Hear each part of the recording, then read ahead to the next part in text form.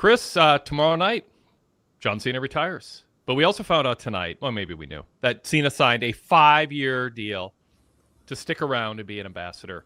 Because even though we can't compete anymore, he has a lot to offer, a lot of advice to give. Like, how do I have my moment rapping on a bus? Literally, he said that. And we heard from like Tom Brady and Peyton Manning and Eli Manning and Snoop Dogg. And who did I forget? Was another quarterback? Bunch of people in a video package wishing him luck in the future.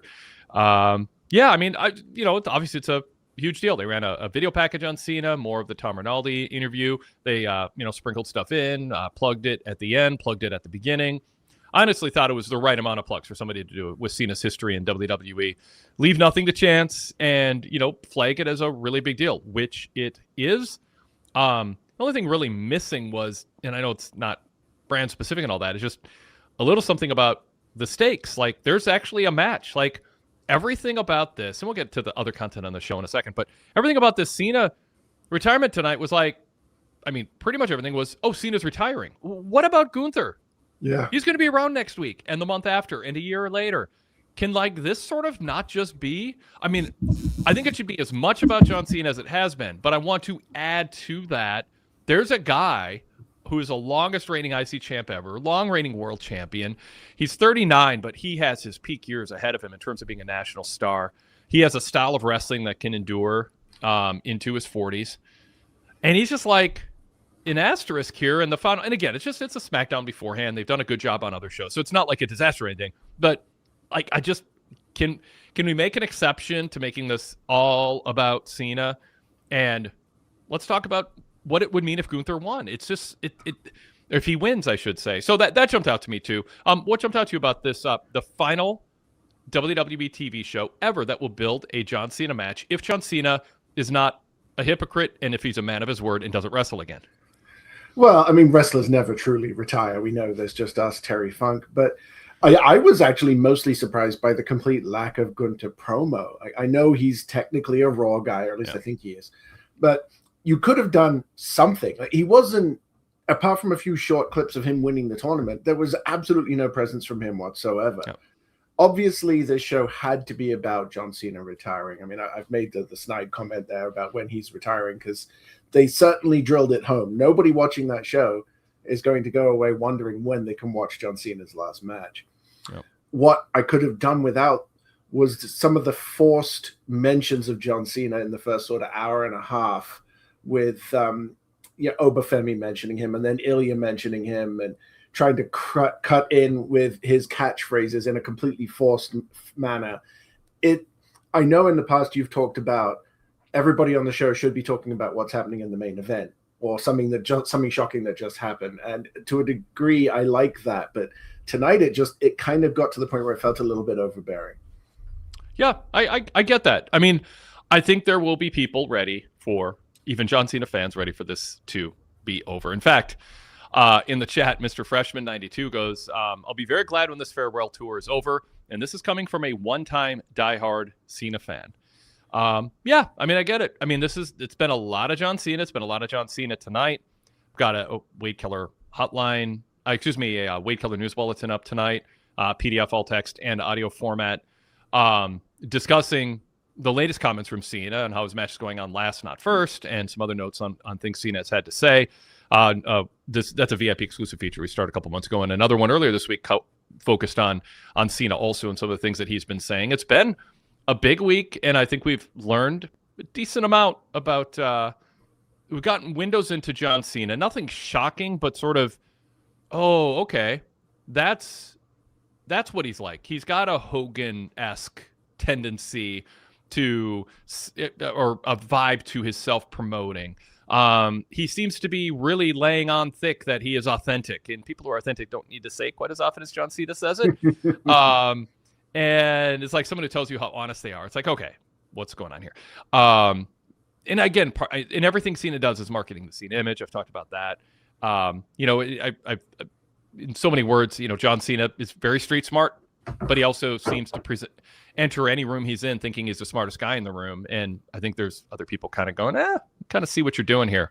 So it's been an interesting journey having him just be so immersively available to us with all these thoughts, which a lot of it is word salads and spinning and sort of reframing things that he might be insecure about, or things he just wants to accentuate on the positive side that he thinks he's contributed genuinely to wrestling, to the wrestling industry during his career. So I don't kind of beyond like just hype of the match. What have you thought of what you've seen, heard, and read about what John Cena's had to say over the last week or so in all his media interviews?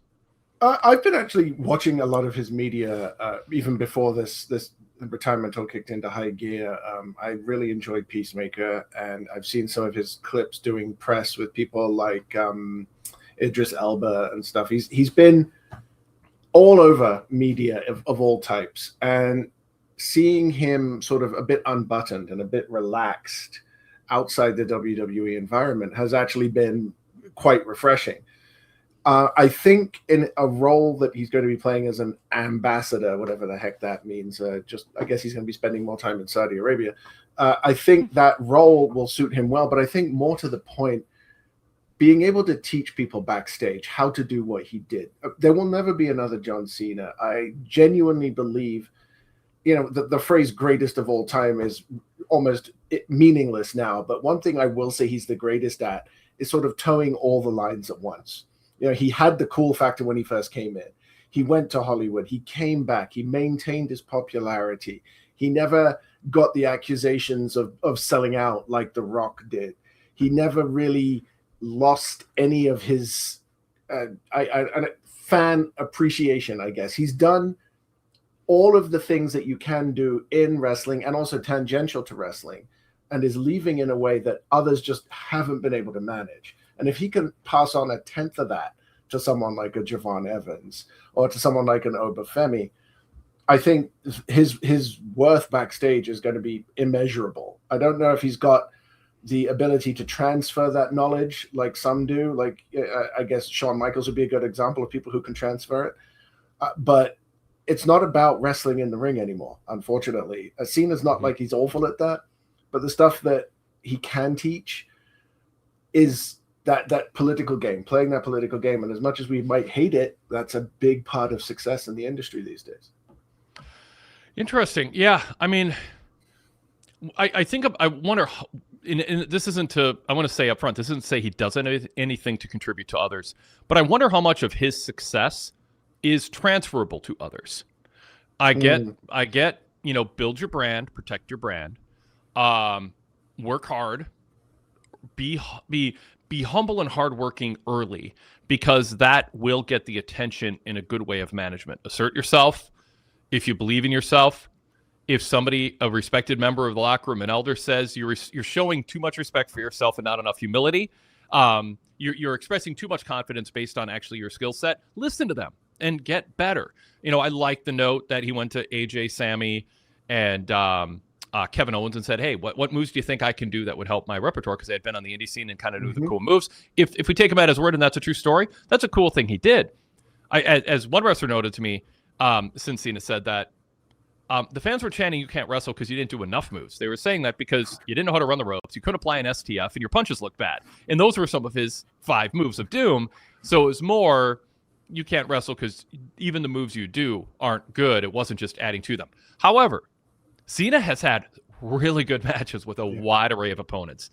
And, I was talking to somebody in WWE this week, and they're just like, the thing Cena's super talented at connecting with a crowd in the way that others who aren't respected for their ring work as much, like Hulk Hogan, were also. They could just read a crowd. He could just sense each city was different. And that's a thing, Chris, you've been a fan long enough. Wrestlers late on a show will ask wrestlers who go out early, what are you sensing out there? What kind of crowd do we have tonight? Yeah. And Cena was, one of his superpowers was, having a sense of the building and what needs to be done in that building, what needs to be done on a promo, what needs to be done in a match, what needs to be augmented. I know I've had ex-creative team members on, and they would say, yeah, we do a lot of work before Cena shows up at the arena. And then Cena goes, what have you got for me this week? And then he looks over the script or the talking points, and he would give his input. He doesn't just, he's playing super shucks. I just do what I'm told and hope to, not hope to get rich. That's Roman saying. But he's playing that up a lot. But Cena had input on it and gave really good feedback. He knew what his character should be. He's a relentless self-promoter. And I believe that we should look at John Cena, Chris, even you, when you watch him on these shows, kind of buttoned down, everything he says that is for public consumption is part of image management for him. And I don't believe he would even know how to. It's like once you learn how to ride a bike, it's hard to even know how to fall off a bike. Once you're pedaling, it's just your body just balances. I think when he's in the public eye, it's kind of like Hulk Hogan and so many people who've been so in the spotlight. Rock, I think, really actually suffers from this to a degree that's extreme in kind of a dysfunctional way. You're so used to the spotlight being on you that everything you do is filtered through how will this affect the public image of John Cena, that's why some famous people talk in the third person, because there's this other entity that they build up and market and protect that's different than the person when they're at home with their loved ones or alone on a car ride. And I think it's a mixed bag with John Cena, what we've seen this week. I think, but if you look at it objectively, and this might be a bit tangential, but bear with me. When we're doing podcasts, we're putting on a different face. I do stand-up comedy, I do burlesque, I do public speaking. All of those are different aspects of me. And I switch between them depending on the company that I'm keeping at the time. Yep. The first time I ever heard a wrestler talking about their brand was Matt Hardy. Yep, I remember that. Yep, the Matt Hardy brand. Yep. And it almost seemed like a joke at the time, but he was very carefully cultivating something. Danhausen has been an expert at it as well, like building up his following. Matt Cardona is another great example. Yep. One thing I do know about John Cena is that he goes to people and asks them how they're doing what they're doing. And it doesn't matter if it's The Undertaker or if it's somebody who's been in the business 5 minutes. If Cena sees or hears something that he likes, he'll talk to that person and he'll give them feedback. I don't think that his relentless politic and his 24/7 always on is necessarily a bad thing. It stops us from getting to know who he is as a human being, yes, but I almost prefer that in some ways to the things that we used to see with when Bray Wyatt, rest his soul, was around, and we'd see insights to his personal life. Or Braun Strowman, we used to do the same thing. With Cena, we don't know what his real life is, so all we're getting is various aspects of the Cena character. And I'd actually prefer that in a lot of ways. And if you could teach that, that's great. I think that's a great point. And that's why when I talk about Cena's public statements, my issue isn't that he doesn't let us in on every inner thought he has and who he really is when the lights are off. My issue, I don't know if it's not an issue. All I want to do is point out when someone says how authentic they are over and over and over again, that is part of their marketing, and it feels like overcompensation for feeling. And I don't even know that he this is he's conscious of this, but I think he talks about being authentic because I think it's very important for him to be authentic, and I think it's so important for him to be authentic based on his background and his history and really how he originally kind of landed on the radar as a future star in this industry. It's so important for him to be authentic that I think his inauthenticity in his marketing of his image over the decades eats at him in a way that I don't even think he's fully reconciled. And so the fact that he can't be himself because he can't say certain places are a country without having to apologize in this just emasculating way. I don't know. I won't go over the list, but I think deep down, there's part of him that's like, oh God, I so many people depend on me. Vince McMahon depends on me to be the John Cena that he's marketing, and I have to be the peacemaker guy, and I have to be good on talk shows, and I think it's a lot of pressure. But it's been psychoanalyzed John Cena week here the last couple of weeks, but we won't probably do this again until he turns out to be an on-camera ambassador and says something newsworthy again. But I think he talks about authenticity because I think he feels like he isn't as authentic as he would actually like to be because of how much he has to manage his image. So most of my message, just for people going, it's been interesting watching John Cena, good or bad how they feel about his interviews this week. Don't hold it against him that he's self-marketing, but please be cognizant of the fact that nothing he says isn't put through the filter of how will this affect, as you say, Chris, the John Cena brand. And don't mistake a more casual version of Cena as authentic Cena. And I love your point that he shouldn't feel obligated, and in fact it could be kind of counterproductive to the people who love John Cena to actually have him reveal more of who himself in a way that contradicts who they like the public image version of him. Like I always say about stand-up comedians, Matt McCarthy and I would always talk about the Dick's creative team member in WWE who's a stand-up comedian. Stand-up comedians protect their image because that is a really intimate job to have, to tell jokes that people relate to and they laugh and to be an effective stand-up comedian. So much of it is having an audience that identifies with you and your story. Yep. And that story can change as you age, but comedians often try to lock in on that as their story until they lose. And then when they don't draw, they reinvent themselves. You notice that people accused Bill Maher of that recently, Dennis Miller. We could go over a list of comedians who were like, oh, something's different, I got to change, and they lose their audience because they become maybe a little more of their authentic selves, and their audience doesn't like it. So I'm not saying John Cena has a tough life relative to the average person because he is rich beyond his means and all that, but it does come with stress because it's not a relaxing life when you have that kind of pressure and you are as ambitious and driven as Cena is to keep that image up. He could go disappear tomorrow and be out of the public eye. He doesn't want that. That's his choice. But when you are in the public eye, Chris, the pressure to not let the studio down, to not get hurt. You have all these people depending on you. You have a public image of people who think you're a certain person, and you don't want to reveal to them, maybe that's not your image of me that you are attached to, and reason you buy my T-shirt, I can't live up to that in certain ways, and that has to weigh on you after 30 years.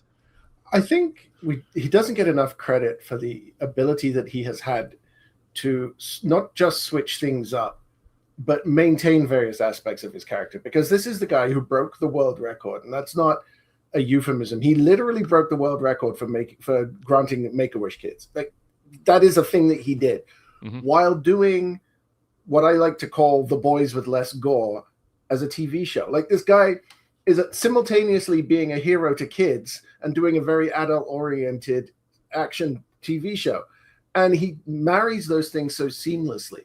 I've never been a huge John Cena fan in terms of the character in wrestling. But when you look at what he's been able to do and the variety of entertainment that this man has conquered, from kids' movies to being this all-American, pure, clean-cut hero, to, on the other hand, doing very, grown-up comedies and action things, he's just so versatile, and he just slips seamlessly between them. He deserves an enormous amount of credit for that. And I think when it all comes down to it, and when we look at what he's done in wrestling, I think we're going to forget a lot of what he's done until it's mentioned. Like, people, I can't remember the last time I heard anyone talking about his match with Umaga. I think it was a Royal Rumble title match where it was easily Umaga's best match ever. There was, I believe, a chain and an STF involved in the finish. He got good matches out of the Great Khali, which is probably worthy of sainthood. The man has done pretty much everything that it is possible to do. And then just when you thought he was done, he went and found some other way to improve. And that's, I think tomorrow is going to be, people are going to realize when he's gone, wait, I miss him. I don't know. A lot of times I thought I missed Stephanie McMahon, and then she showed back up on TV and played her character. And I was like, oh God, okay. I don't miss her. To each their own as far as that goes. I mean, sometimes you the thing that I like about Cena, one thing that I like that Cena said is he doesn't want to overstay his welcome. Like, he doesn't want to overstay when he can be peak at what he does. A peak version of whatever headline pro wrestler John Cena is, and you can insert your own jokes if you aren't a Cena fan there. But it's like he is, coming on 50, and it's just like he can't go anymore. I have issues with, again, out of malice or I don't know, ignorance is too strong a word. Not being as gracious as he markets himself as being. I think some of it could just be more like incompetence. Again, that's not my perfect word either for this than malice. But he has not done a good job putting Cody Rhodes over. And is that by choice, or is it because he's just so wrapped up in himself that he hasn't had a lot of practice thinking about others? And I don't know that he puts a lot of genuine time and effort into using the on-air John Cena to help others. I don't think it crosses his mind. I think you get to a point where, like, well, if I interact with you, that's my rub. Now I got to move on to my next thing. And I think that was Vince McMahon's attitude instilled in him too. And he is, he's very much a student of Vince McMahon, not just his wardrobe, but his approach to things. I mean, he is this is not a dig at Shane McMahon, but John Cena it's a dig at Shane. John Cena's the son that Vince McMahon never had.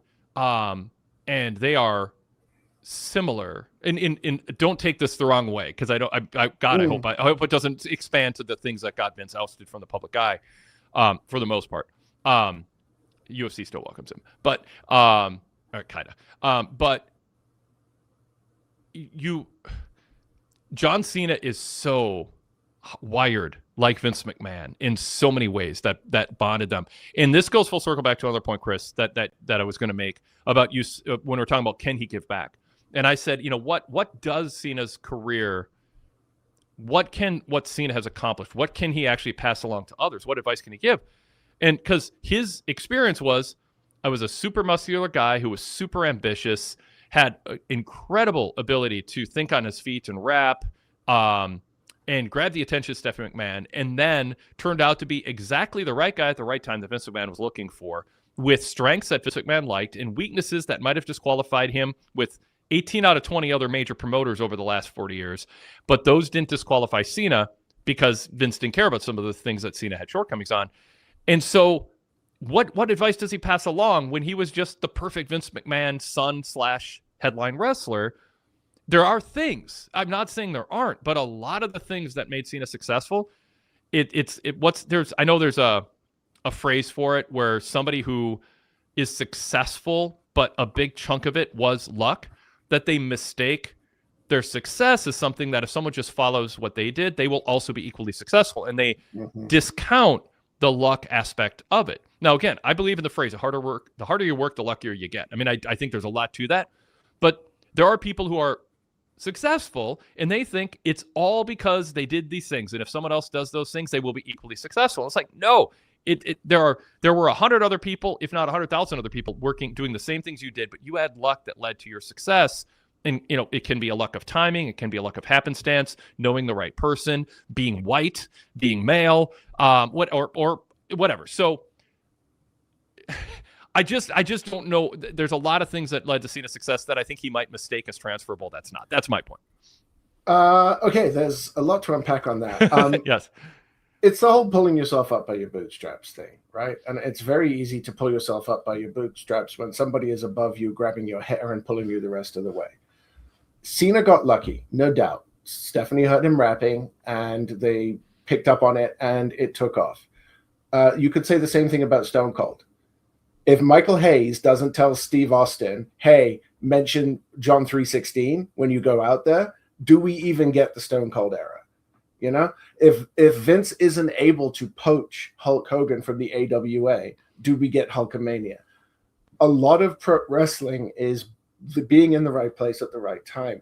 It's like going viral. There are 150 YouTubers out there who are more talented and more entertaining than Mr. Beast, but they didn't get seen by the right people and they didn't go viral. Or they didn't have the right friend who told them about the algorithm. Yeah, exactly. Yeah. You need one celebrity to see you and share your video for you to become popular. That's all it takes these days.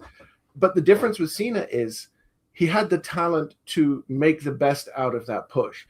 It's not like he's talentless. Now, I understand on the post shows right now, it's the in thing to pick a beloved wrestler and rag on them for 20 minutes while you have another caller on there. I think that's what we did with Sting on Wednesday. But I'm not going to do that here. Cena deserves his success. Yeah, no doubt he got lucky, but luck only gets you so far. You still need to have the talent to stay there. You don't get lucky and stay at the top for 15 years. Yep. He had to have the talent, the hard work, and the willingness to do things that didn't seem right at the time to stay there. Did he bury too many people? Absolutely. Did he? I don't know that he did. I'm not super sold on that.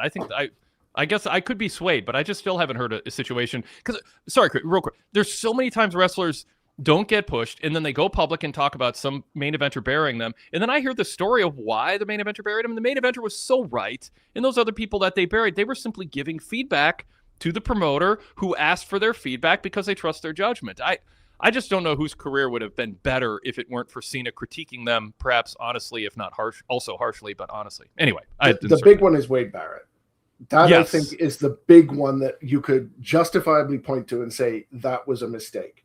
I do think there's a difference between I'm going to beat you and you're not going to get a victory over me, and I'm going to make you look miserable in the process. Yeah, fair when enough. I look at what he did with Baron, who was it that had the money in the bank and cashed in unsuccessfully because of him? Was that Baron Corbin or was that Sandow?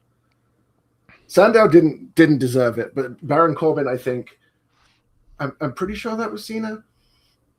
There have been when Cena did the program with Corbin at SummerSlam, that's when we first started observing that Cena started phoning it in. He seemed to be over it. Yeah, it's just like that passion, the fire was pretty much gone at that point. You could see he was and it was so obvious, Chris, because he was so top 1% dedicated to what he was doing for so long that when he wasn't anymore, it was pretty clearly obvious. I don't know how. Yeah, I don't know how malicious it was, or it just was Corbin came around wrong place, wrong time. But there's top people in WWE who just didn't want to work with Corbin. I know Corbin's winning people over with podcasting now and all that, but there was something about Corbin where they're just kind of top people who had choices. Just no, I'll pass. And that happens sometimes. When you get to a certain point, you kind of Cena says, I'll wrestle anybody. I never pick my opponents. Again, it just feels like a little overcompensation for accusations against him sometimes. I also don't believe that for a second. Yeah. But just one other thing on that. I think a certain Mr. Paul Levesque might have something to say about being the son that Vince never had. I think he might have seniority there. But now Vince has two sons. Yeah. I think Triple H is very much a son-in-law. I think Cena was the son. It'd be interesting then to see what happens if Cena actually ends up in a more senior role in the company. Maybe he ends up as an executive there. I don't know how that would work. It'll be in title only. Cena's not going to do it. Cena's just way too Cena-centric, and it's crazy to say Paul Levesque isn't, because Paul Levesque was a self-centered, self-promoting guy as anybody. But Levesque's a guy who on a road trip, the reason he hung out with Hall, Nash, and Woman and was an honorary member of the Clique, is he loved talking the business. He loved us. If it's 6 hours, not 4, good. That's 2 more hours to talk the business, and it would be about the larger business. And with John Cena, his conversations were, what can I do for merch? It was very, Cena's approach so much was platitudes about it being a team sport, but focusing on what's best for John Cena. And that's why every time his feud was over, he'd turn the page to the next thing, and it almost was jarring. Oftentimes, and again, this is sometimes just at the direction of Vince McMahon, how much it just felt like what's next, as opposed to let's sell what already happened a little bit. I stand by, and I've run this by people, and I haven't gotten disagreement with people who know him, that he's in the bottom third he's in a high tier of wrestling IQ among the general population of wrestlers. But as a top guy, he's in the bottom third. He's not not the bottom 10%, but he's not, like, even tonight, he's like, you're talking about the team, the team sport of WWE. And it's like, he's not cognizant of the fact that in a meta sense, yes, but not in the canon of the show. You don't talk about it being it's an individual sport to beat each other up and win titles. It's not rah pro WWE. WWE doesn't exist on their own TV show to entertain people. It exists to be a platform for wrestlers to find out who the best wrestler is. You have to stick to that in the canon of the show. And it's never crossed Cena's mind, in my opinion, that that's actually a bad thing to say. And it goes completely against the way that you want to present the product from opening and closing credits on the show. Mm-hmm. All right. Did I interrupt you and then just talk for 3 minutes? What, this time or? Okay, fair enough. I did not if I'm going to be when I'm self-deprecating, that isn't a chance I just accept my self-deprecation without anyway. Now my feelings are hurt, Chris. Go ahead. No, they're not. I'm great. I'm great. I'm doing this long enough. I know. I mean, if you had told me I'd be talking about John Cena for half an hour on any given night, I'd still be laughing at you. But I do think your points are all well made, clearly. I don't know. You're back in my good graces. If we'll ever see the real John Cena. I don't know if he'll ever get back to that again. I'd love to have an interview with his wife, just to hear what he's like outside of the cameras, just to get some sort of insight. I mean, does he get up and make a tofu scramble every morning? I do just as a small anecdote that I think gives me a little bit of insight, he did a pair of videos. It was supposed to be both with Idris Elba, but there was a scheduling conflict for the second one, where they compared a U.S. breakfast and a full English breakfast. And he was hilarious on it. But, for example, one of the hosts picked up a little jug of cream to put in his coffee. And Cena's like, don't you put that anywhere near my coffee. You're holding 2,000 calories in your hand right there. And I'm like, yeah, I guarantee you this guy sits down with a calculator and figures out everything he puts in his body. That is the kind of person I believe he is off the camera. Yeah. Yeah. I think so too. I watched John Cena on the reality show with Nikki, and I think we got a pretty decent window in. I know reality TV isn't reality, but I got the sense it was a bit of a window into John Cena. There's a social awkward stiffness mixed with incredible rapport and charisma that is I'm still trying to figure out. So if we're in the psychoanalyzing business, which we have been all week, when somebody is so extroverted on camera and they work so hard to put on a persona, they will very quickly hit a wall of I have no social battery left, and then they just switch off and become completely unresponsive. And I think that might be some of what you're seeing. That relationship was doomed from the start because she always says you can look but you can't touch, and you can't see him, so how could they ever get together? That kills on stage, man. Now you're hurting my feelings. I admit I was I don't like to admit this, but I got distracted by the chat for a second there, right as you were hitting your crescendo, and I feel terrible. It's all good. Now we're even. There we go. It's all good. Come on, you know how I feel about that. It's never. It is what it is. Yeah, it's a moot point. We can just throw all the good ones out there. This is the classics. Yep. Okay.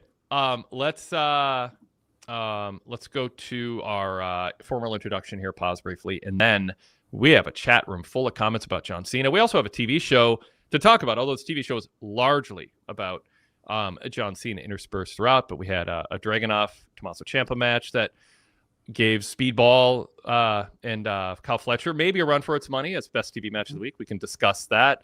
And a mixed tag match where it looked like Zelina Vega might have been needed an ambulance, as Corey Graves said on commentary, but she got up and they continued the match. So anyway, we'll cover the show, but let's introduce ourselves here. This is a Wade Keller Pro Wrestling post show on Friday, December 12th, 2025. I'm Wade Keller, host of the show, editor, publisher, and founder of the Pro Wrestling Torch weekly newsletter and the website PWTorch.com. By the way, here's the latest paper copy, evidence of a paper copy newsletter in 2025 still existing. You can subscribe to that. You can also get the PDF version of it and the all-text version of it with a VIP membership. We've got Greg Parks' column here looking at the TNA AMC deal. You can get the paper copy or get a PDF and all-text version with the VIP membership. I also oversee PWTorch.com and contribute to that with my live TV reports every Monday, Wednesday, and Friday night, and news updates and many other things. So check it out. We got a great group of contributors doing a lot of good work on that website. It's worth your time. Create a tab, bookmark. Check it out daily. And then I also host a variety of podcasts, including this, the Wade Keller Pro Wrestling Post Show, a red logo show, and the Wade Keller Pro Wrestling Podcast, the blue logo show. If you search Wade Keller in your podcast app, you will see both pop up. Subscribe to both, and there's content there on both feeds that are that is new every week, along with some best of shows. And it is we're subscribing to. So if you're discovering us on YouTube, search Wade Keller in your podcast app, and while you're at it, search PWTorch to subscribe to the PWTorch Daily Cast, which includes a whole array of shows, including, if you like wrestling history, PWTorch 90s Past Cast, Patrick Moynihan and Alex McDonald, covering the Pro Wrestling Torch newsletter from 30 years ago this week. They run down things I said and hold it up to the lens of 30 years of knowledge that came afterwards. So that's fun. And just walk through wrestling history with Pro Wrestling Torch newsletter back issues as a guide. It's great to be a VIP member because you can read that issue with them or beforehand or afterwards. Our library has nearly 2,000 back issues available to you when you sign up VIP. Also, the free PW Torch Daily Cast is commercial free for VIP members, also on the VIP feed. It includes Wrestling Coast to Coast with Chris Maitland and Justin McClelland, who cover an indie show or focus on the indie scene every week. A different show each day of the week with different themes. That's just two of them. Search PWTorch to subscribe. Speaking of VIP membership, this is one of the last times we'll plug this. We have our discount offer right now. You can take $9 off a 1-month sub. PWTorch.com/GoVIP. Go to that page, click on the link to go to the sign-up form. In the coupon code box, enter NOV 2025, as in November. That's how much we've held this over. A couple weeks longer than expected. NOV 2025. And you get a discount of $9 off a 1-month sub, 3-month sub, or 12-month sub. Don't miss out anymore on what you've been missing out. Get back in the game if you've been an ex-subscriber, and check out our full immersive coverage of everything going on in pro wrestling, including the John Cena retirement. Lots of new podcasts and features that you can't get if you're not a VIP member. And again, place to go, pwtorch.com/govip. Coupon code NOV 2025. That $9 discount brings a 1-month sub from $12.99 down to $3.99. And it gives you full VIP access, ad-free access, or access to our ad-free website. Nearly, I can't even do the math. Nearly 40 years, is that right? Nearly 40 years of archives, nearly 2,000 back issues, hundreds of retro radio shows from the 90s. Whatever era you're interested in, you can dive into our contemporaneous coverage of it and dive in. And then there's just new VIP content every day available to you in various formats. So yeah, appreciate those of you who've taken advantage of the offer. Hope you stick around past that first month. And we're proud of what we do, and we hope you will like what we do and stick around after giving us a try. But if you try us for a month for $3.99 and you don't like it, cool. Thanks for giving us a try. Appreciate it. We're here to talk SmackDown, and Chris Lansdell is my co-host. Chris, welcome. Thanks for appearing on a WWE post show. Is this the second time or third time? Second time with you. I've done a couple of Wrestling Night in Americas as well. Yep. I was going to say it was a really big arena for an AEW show. A lot more people there than I'm used to seeing. It wasn't even that much more. That's what you picked.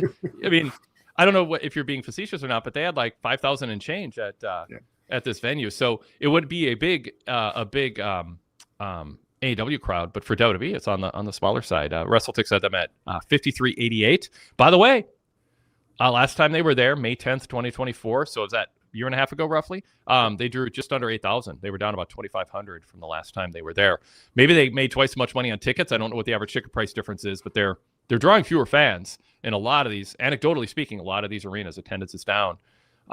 So something for them to at least make note of. Welcome, Chris. Yeah, great to be here. I love talking wrestling. I love being on with you, Wade, and the people in the chat. I'm hoping we get away without every single point we make being countermanded by somebody from Texas, but we'll see how that goes. Yeah. So give people a little rundown of your contributions to the Torch, especially your New Japan contributions on the website. Yeah, well, New Japan is about to kick into really high gear. I do the recaps for the New Japan shows, and I will podcast on New Japan when there's something important to talk about, sometimes with Kelly Wells, sometimes with Sean Radican, and sometimes with my son, who is apparently a natural of podcasting. I can't imagine where he gets that from. But I'm on the AW post shows quite a lot. I'm really just a wrestling fan. I mean, I've been watching since I was 5 years old, which is a lot longer ago than I'd like to admit. And I started on WCCW, and then AWA, and then GWF, and then into WWF. And then I just watched anything I could get my hands on. So it's great to be able to talk something different and to get some perspectives on a more polished but potentially less wrestling focused program, I think is the way I would phrase it. Yeah, I think that's fair. Very good. Okay. Let's do a little more Cena.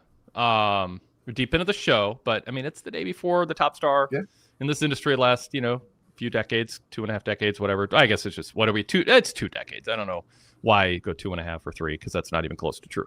But for the last 20 years, he's been emerged and sustained himself as a top star. I mean, I don't know. Now I feel I'm exaggerating there, because he hasn't been the top star for a few years. Roman Reigns got bigger. Cody Rhodes is the centerpiece star right now, even though you wouldn't know it from anything Cena's ever said.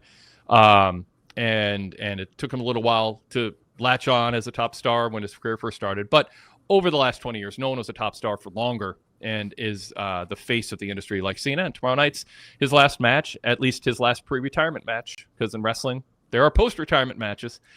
They happen. My first live wrestling show was Vern Condi's retirement match, and I saw him 6 years later at 5 years later at Wrestle Rock and at the Metrodome, beating up the Sheik and El Casey. So he came out of retirement several times in between those two also. Anything to pop a crowd when business is down.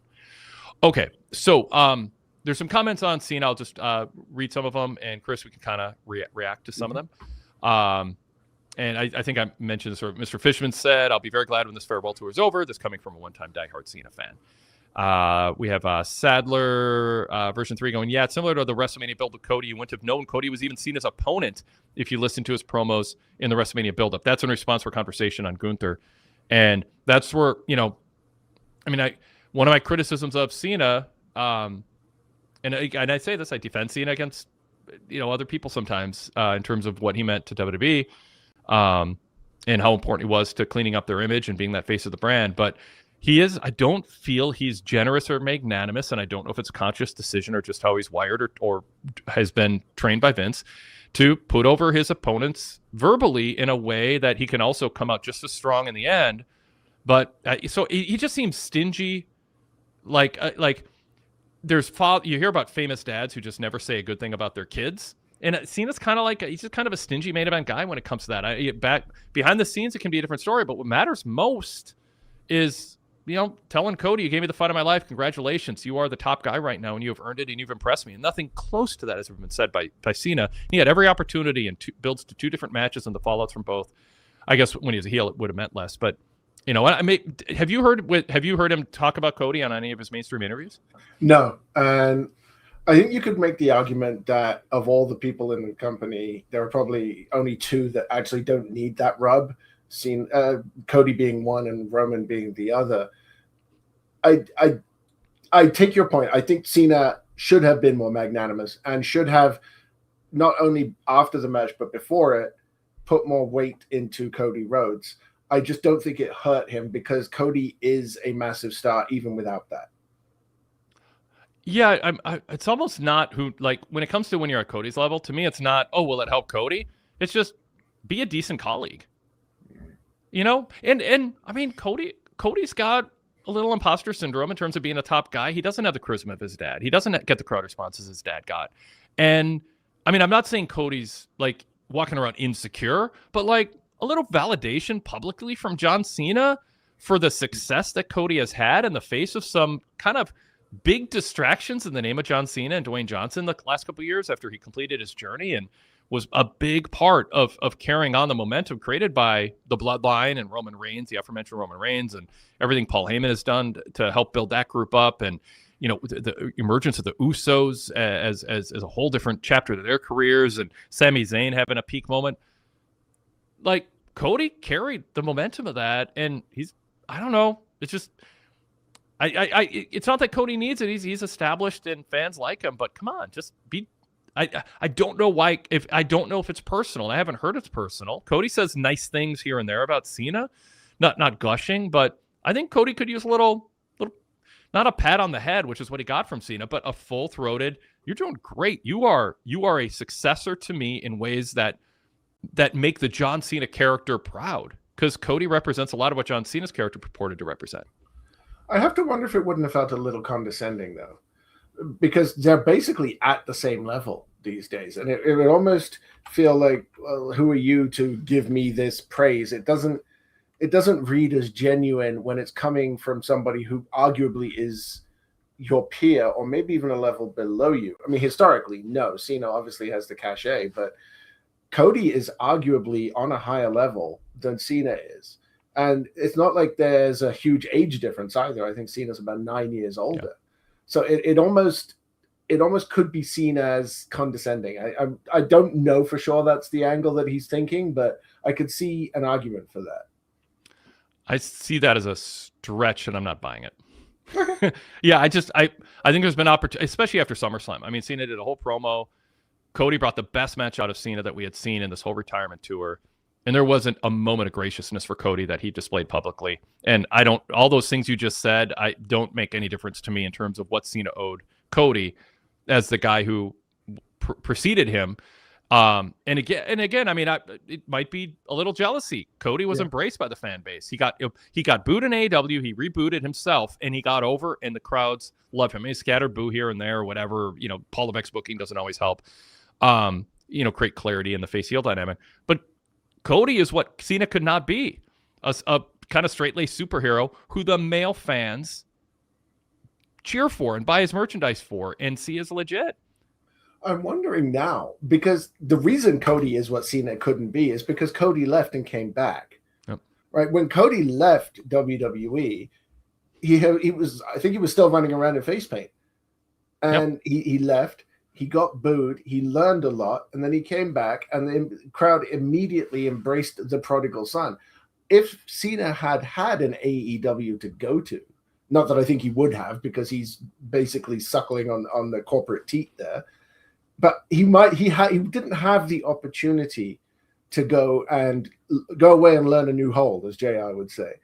And maybe that's where the jealousy comes in. Maybe. Yeah. I mean, Cena, we saw with The Rock, we saw with CM Punk. When Cena's motivated, I mean, I don't know if there's anybody better on the microphone. I mean, like, there's different kinds of equal, but I don't think there's anybody better. Like what Cena did to eviscerate CM Punk in the build to their match, what he did to Rock in a completely unexpected way. Rock did his thing. We're like, oh my God, poor John Cena. Next week, John Cena outdid Rock. I mean, just in week after week, and to the point where, oh, those notes on your wrist? Ha ha, Rock, look at you needing. I mean, he emasculated two of the best talkers. He was motivated and he showed he could, and he did. He's amazingly super mega talented. I don't know, though, that Vince McMahon, and this is maybe, I don't know if that's jealousy, because it's but Cena couldn't risk what Vince McMahon wanted Cena to be, to show a side of himself that had that edge that might turn away what Vince wanted the John Cena who was marketed to children and women and the brand ambassador to be. Cody is more genuinely who we see on the air, or I should say, I think Cody is more narrow of a person. I think there's, like I say, John Cena is a complex and simple at the same time. And I've gotten into this in more detail, and I've run this by people who know Cena well, and they think I have people backing up my take on him. Like, I've really run this by people. Like, oh yeah, this is, for not knowing, like, not like being around him full time, like some people on the road, like my takes are getting endorsed from people, and I would adjust them if they were not. I think he's complex. Cody is just Cody. Like, what you see with Cody, there is not some guy beneath the surface of Cody waiting to come out, like with Cena. Yeah. So that's it. So I think Cody he is a second generation, mega, like, dedicated to being a wrestler. He's ambitious. He's focused. He understands what wrestling fans want, and it helped going on the tour outside of WWE for sure. But there's something about Cody that fans identify as an actual wrestling fan, who loves wrestling. Like, I want the old IC title back. Like, that wasn't a marketing thing. That was something that just was in Cody's heart. Oh, I like the original design. Like, when he did, that's always been in him. And with Cena, everything I think what people think feels more deliberately churned through what will be marketable. And I think there's no question Cody's fastidious. He wears a suit, dress for the job you want, the tattoos, the music. I mean, he markets himself. I'm not saying he doesn't, but he does so in a way that I think is more aligned with who Cody is 24/7. And I think with Cena, there's more sides to him. Yeah, I think as well with Cody, he wants to do a lot of what Cena did. And you can see him trying to follow in those footsteps. He's trying to get into movies. He's trying to kiss babies and shake hands and be the everyman that his dad was, but also that Cena has been. Cena, you're right, he was very constrained by not just Vince's picture of him, but what the company needed, because they had gone public, they were starting to get negative attention. They needed this super clean-cut, pristine guy at the top of the company who beat everything. And if Cena ever went to the other way, got a bit more cutting edge, a bit more edgy, it would have reflected badly on WWE. Yep. So he didn't have that opportunity to explore any other characters or to reinvent himself, because the version of him that they were using is exactly what the company needed. Yep. I agree.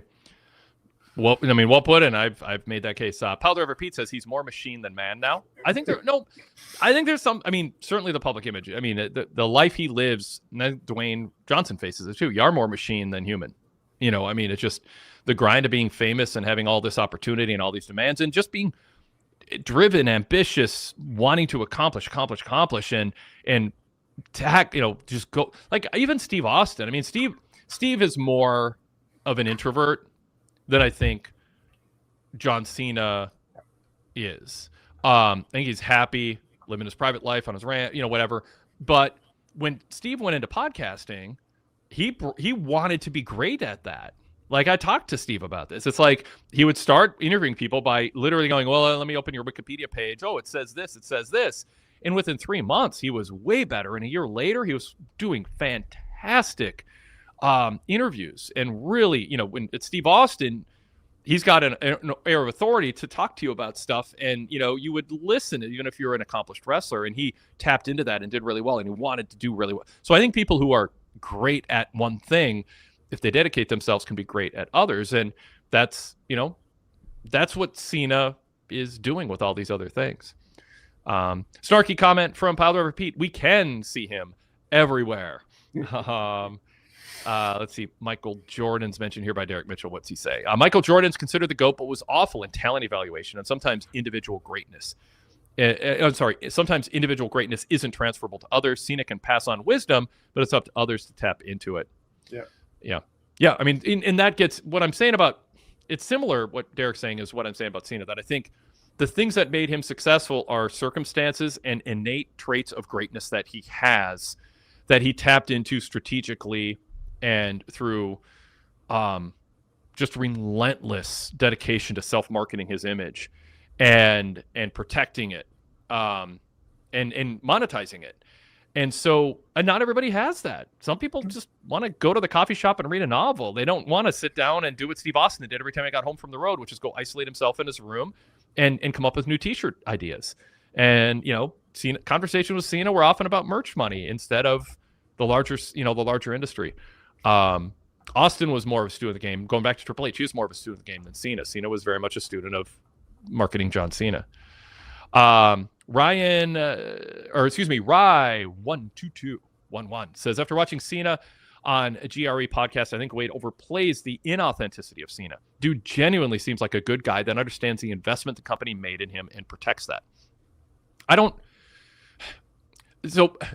to overplaying the inauthenticity of John Cena. Then that gets followed with dude seems like a genuinely good guy.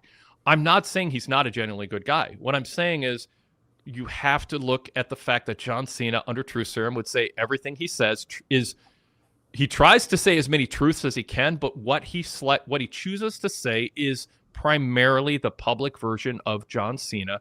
That is all he knows when a light is on. Maybe that's super authentic in a certain definition of the word, that he is, just consistently who he is publicly.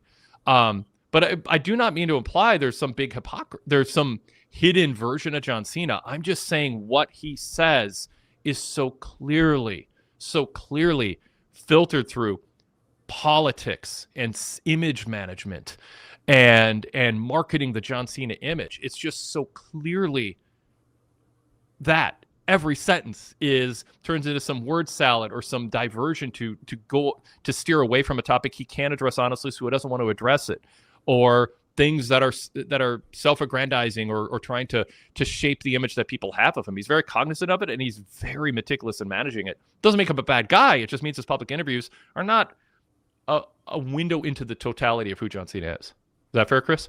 Yeah, I think that's a good point. And I think people need to understand that when you're saying that, you're not saying that that's necessarily a bad thing. Right. Yeah, I'm not.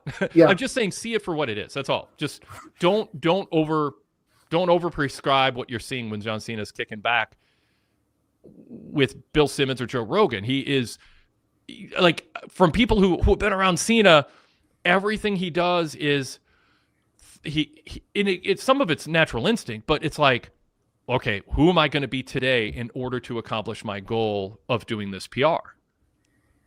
Yeah. Zach Barber, Chris says, Cena's always been the company guy to a nauseating degree. Hello, Chris. Jason D from Australia says, for so long, Cena's been the face of WWE. It has to be drummed into him. Whatever you say and how you represent yourself affects so many. It has to be drummed into him that whatever you say and how you represent yourself affects so many others. And that's why I hope I'm not coming across unsympathetic to Cena or negative to Cena. I'm just trying to, I want to like just say what is, like just say what is. And what Jason says, I think is true. He does everything he says affects so many other people. I mean, and he doesn't want to ruin it. He doesn't want to ruin a good thing when you put that much work into it and you have that many people depending on you. Yeah. I think about Dwayne Johnson feels the same way. And it's almost, people who used to know him just go, I don't even know if the person I knew is even there anymore because he's so lost in being one of the most famous people on the planet. And that's a part, like, that's why I said earlier, don't feel bad for John Cena. But I do think there's some people with a net worth of I can get by who are living a more peaceful, fulfilling life, walking their dog at the park every day or hanging out with their friends and just kind of let loose. And, I walk my dog past a gaming shop, and there's just a bunch of people sitting around playing games. And it's like, they're living the life. And then I go to a coffee shop. There's a woman there just sitting here reading a novel, and she is just happy as can be. No pressure, just living life, enjoying sunshine and friends and her neighborhood and feeling part of something. And I am not a believer in fame being like the ultimate like goal that everybody should have. But Cena's wired for that. I'm just saying, I don't know that it's the most pleasant place to end up having to live almost pretty much your entire public life, even with all the benefits that come from all the money and not having to worry about healthcare. I mean, there's real things, but once you get past those essential things, which, Chris, you got in Canada, you have to think about healthcare going up because of political nonsense. Yeah. So that's all I'm saying. I actually have some sympathy for having to live that kind of life under the spotlight so much. Yeah. Okay. Mike Good to YouTube says he's a politician, but I think he's close to his authentic self. Yeah. Fair enough. I mean, I don't think you're seeing a completely phony version of him. Adam Kidd says Cody is faker than Cena. I don't agree with that. I don't think Cody has shown the range of character that John Cena has yet. I don't feel like Cody is faking anything. I think Cody is having the time of his life right now. He has done the one thing his father wasn't able to do, and he's going to continue chasing the popularity that his father had. I don't feel like he's fake. I just feel like we saw so many different John Cenas, and we haven't seen so many different Codys yet. What did Cody accomplish his dad didn't that his dad wanted to? Winning the title in WWE. Well, that's a WWE story. Yeah, but it's still the biggest achievement in professional wrestling. To have a company to have the biggest company put their biggest title on you and make you the face is something that Dusty was never able to do. He never got Vince to buy into it. Okay, so the only contention I have is I think WWE spun a story that is very self-serving and not accurate to history, which is Dusty was you didn't need to be you didn't need to hold the NWA title or the WWF title or the AWA title to be the top draw. The Crusher was a top draw in the AWA. Like Dusty Rhodes was the top draw in most of the territories he was in, whether he had the title or not. Dusty was not lamenting that he wasn't WWF champion, and that he wasn't lamenting that he didn't get to go work for Vince Sr. in the Northeast. Dusty ruled the land he was in, and the territories he wrestled in were some of the biggest and most successful of the territories. And I just in defense of Dusty, like he didn't lament the career he had. No. He had his own issues, fans turned on him, and in the 80s, it was a great wrestling mind, but also had flaws as a booker, which we chronicled in the very early years of the PWTorch newsletter. But Dusty did not retire going, oh man, I never won the big one. Like that's a story WWE concocted for Cody's story, the narrative there, and I don't begrudge it, but it's not historically accurate. But I think more to the point is that Vince never bought into Dusty as a top draw. But I don't think did Dusty care? WWF was just a territory. Well, not when he went there and did the angle with DiBiase, right? Well, that was end of career. So that's like Ted DiBiase. I mean, Ted went there more in his prime than Dusty did. Yeah, I feel like if you had said to Dusty, "Did you want this?" I don't think he would have said, "No, I didn't care." And Cody being able to do it, I think Dusty knew who he was and embraced like being his promo skills and his connection with the crowd in the Southeast was like amazing in the other chapters of his career elsewhere that were successful. But I don't know. I just want to push back on this notion that like Dusty just lamented not having won the WWE title. WWF was just one of dozens of territories, and Dusty was a big fish in a pretty big pond. It wasn't New York City, but he got to go there. You know, I mean, when the AWA ran a big battle royal, they'd bring Dusty in as a special guest. I mean, Dusty was a national figure because of national magazines, and was a super, super, super well-known and popular wrestler. I think Dusty got the career he kind of wanted. I don't think he would have had a better career if Vince McMahon Sr. believed in him and pushed him to the top. Maybe I'm missing a part of history. You say it was close to the end of his career because he was only 5 years older than Cody is now when he was in WWF. Yeah, well, that's kind of close to the end for most people, especially of Dusty's I don't expect Cody to retire in 5 years' time, though. Yeah. All right, let's see. All right, already read that. Derek Hubbard had some comments here. Thank goodness I do not face such scrutiny. I would not do well. Most would not. It's true. When the microscope is turned on major celebrities, are placed in a lose-lose scenario. When they're honest, they face criticism. When they're guarded and careful, they face criticism. But Derek, I mean, not everybody handles it the same way, and not everybody will stand up to the truth as well as others. And sometimes people are trying to hide something. They have insecurities. They've done wrong things. Their public image runs completely contrary to who they really are in real life. Like that stand-up comedian and Miss Maisel. What's the Marvelous Miss? Like there was a woman who was like, "Oh, I'm a working woman, and I'm blue collar," and she was completely the opposite of it. She was a rich white collar snob, but she didn't want that image out there. There's some people have the benefit of being able to open up, and it's a victory for them. Other people have to hide it. I don't know. This idea of every poor celebrity is in a lose-lose. No, they're not. Some people are going to win because they just are who they are, and people love them. You know, I'm not like a super expert on I know there's celebrities. Robert De Niro is probably like a guy who he just is who he is, and it's win for him because he just is who he is. He's popular, he's successful, he's talented, and gets to speak his mind. That's not lose-lose. People love Robert De Niro. Billie Eilish is doing it now as a more contemporary example. Yep. Just very, very famous, very, very popular, and at the same time telling billionaires that they're horrible people who shouldn't exist. Yes, exactly. Derek also said, I can see why celebrities avoid interviews. The consumer has created a monster we complain about, and yet perpetuate. We crave fake authenticity. I don't crave fake authenticity. I don't think anybody does. I mean, well, I shouldn't. Maybe some people do. But not all celebrities avoid interviews. And you know what? You can go be yourself, do an interview, and then don't log into social media, and you'll be fine. You know what I mean? You don't have to read about every rant. There's, by definition, going to be a certain percentage of people are trying to, push your buttons and be jerks, and you can take away their power by not reading them and asking people not to talk to you about them because it doesn't add up to having any influence or just not a big deal. If you are genuinely who you are and you're not hiding anything, there's no scandal. Who cares?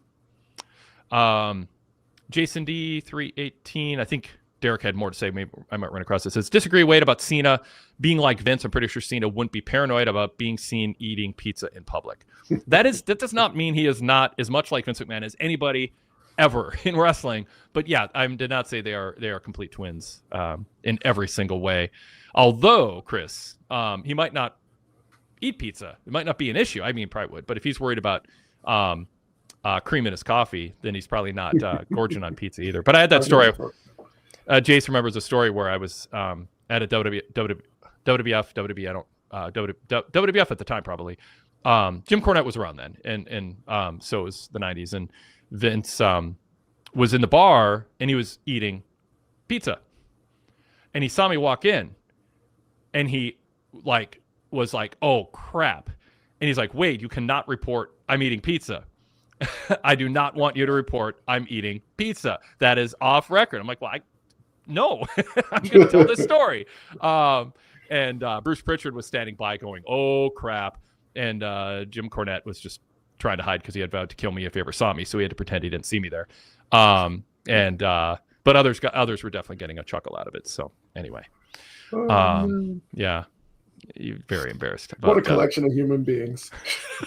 Yes. Zach Barber, Cena's only real fault is being a mediocre wrestler at a time when Bryan Danielson, CM Punk, and others were in the company. You're nodding, Chris. You agree? I mean, it's factually accurate. You know, if you're in a company with those people, you're never going to be the best wrestler in the company. It's also factually accurate that that's utterly irrelevant and nobody cares. Like, Hey, what's your definition of best wrestler? well, Star ratings or engaging the crowd in an efficient way that allows you to still be able to walk when you're nearly 50 years old and selling the most merchandise and actually rising to the occasion and having great matches with some of the. I mean, I'm defending Cena here on this one. Danielson and Punk, great wrestlers, but I'm sorry, Cena is not a mediocre wrestler. He's mediocre. There's certain traits of his that are mediocre, Chris, but he's at what it takes to be a successful professional wrestler. He's exceptional in most ways. Yes, there's some flaws, but I think if you switch the eras of Cena and Austin, Cena would have outsold Austin for merchandise 10 times over. Cena is, I think, hands down, the best marketer professional wrestling has ever had. I think he beats Hogan. I think he beats Austin. In terms of in-ring, yes, there's no way he touches them or holds a candle to Danielson, Punk, even people like Seth Rollins. But when I do star ratings, I don't automatically think, oh, he did a triple somersault off the ropes. That's an extra star on the match. No, like Zack Sabre Jr. is one of my favorite wrestlers, and I think he'll still be walking just fine when he's 60 because of the style that he wrestles. Yeah. You can do that. Lance Storm is another great example of somebody who never got dangerous in the ring, but was still a technical wizard. I remember watching his no bump matches with Jerry Lynn and thinking that this is on another level. Cena was never an in-ring wizard. I think he suffered from the same thing that Austin did when Austin was at his peak. It's not that he couldn't wrestle, it's that he didn't want to, and he didn't have to. I'm not willing to concede that Cena would have outsold Austin in merchandise, but I get having that point of view. I mean, I can't say it's crazy. When it comes to self-promotion and merchandising, they were very different on-air characters, but I knew Steve Austin well. I just knew how much time he put into marketing his image and how really protective he was of it too.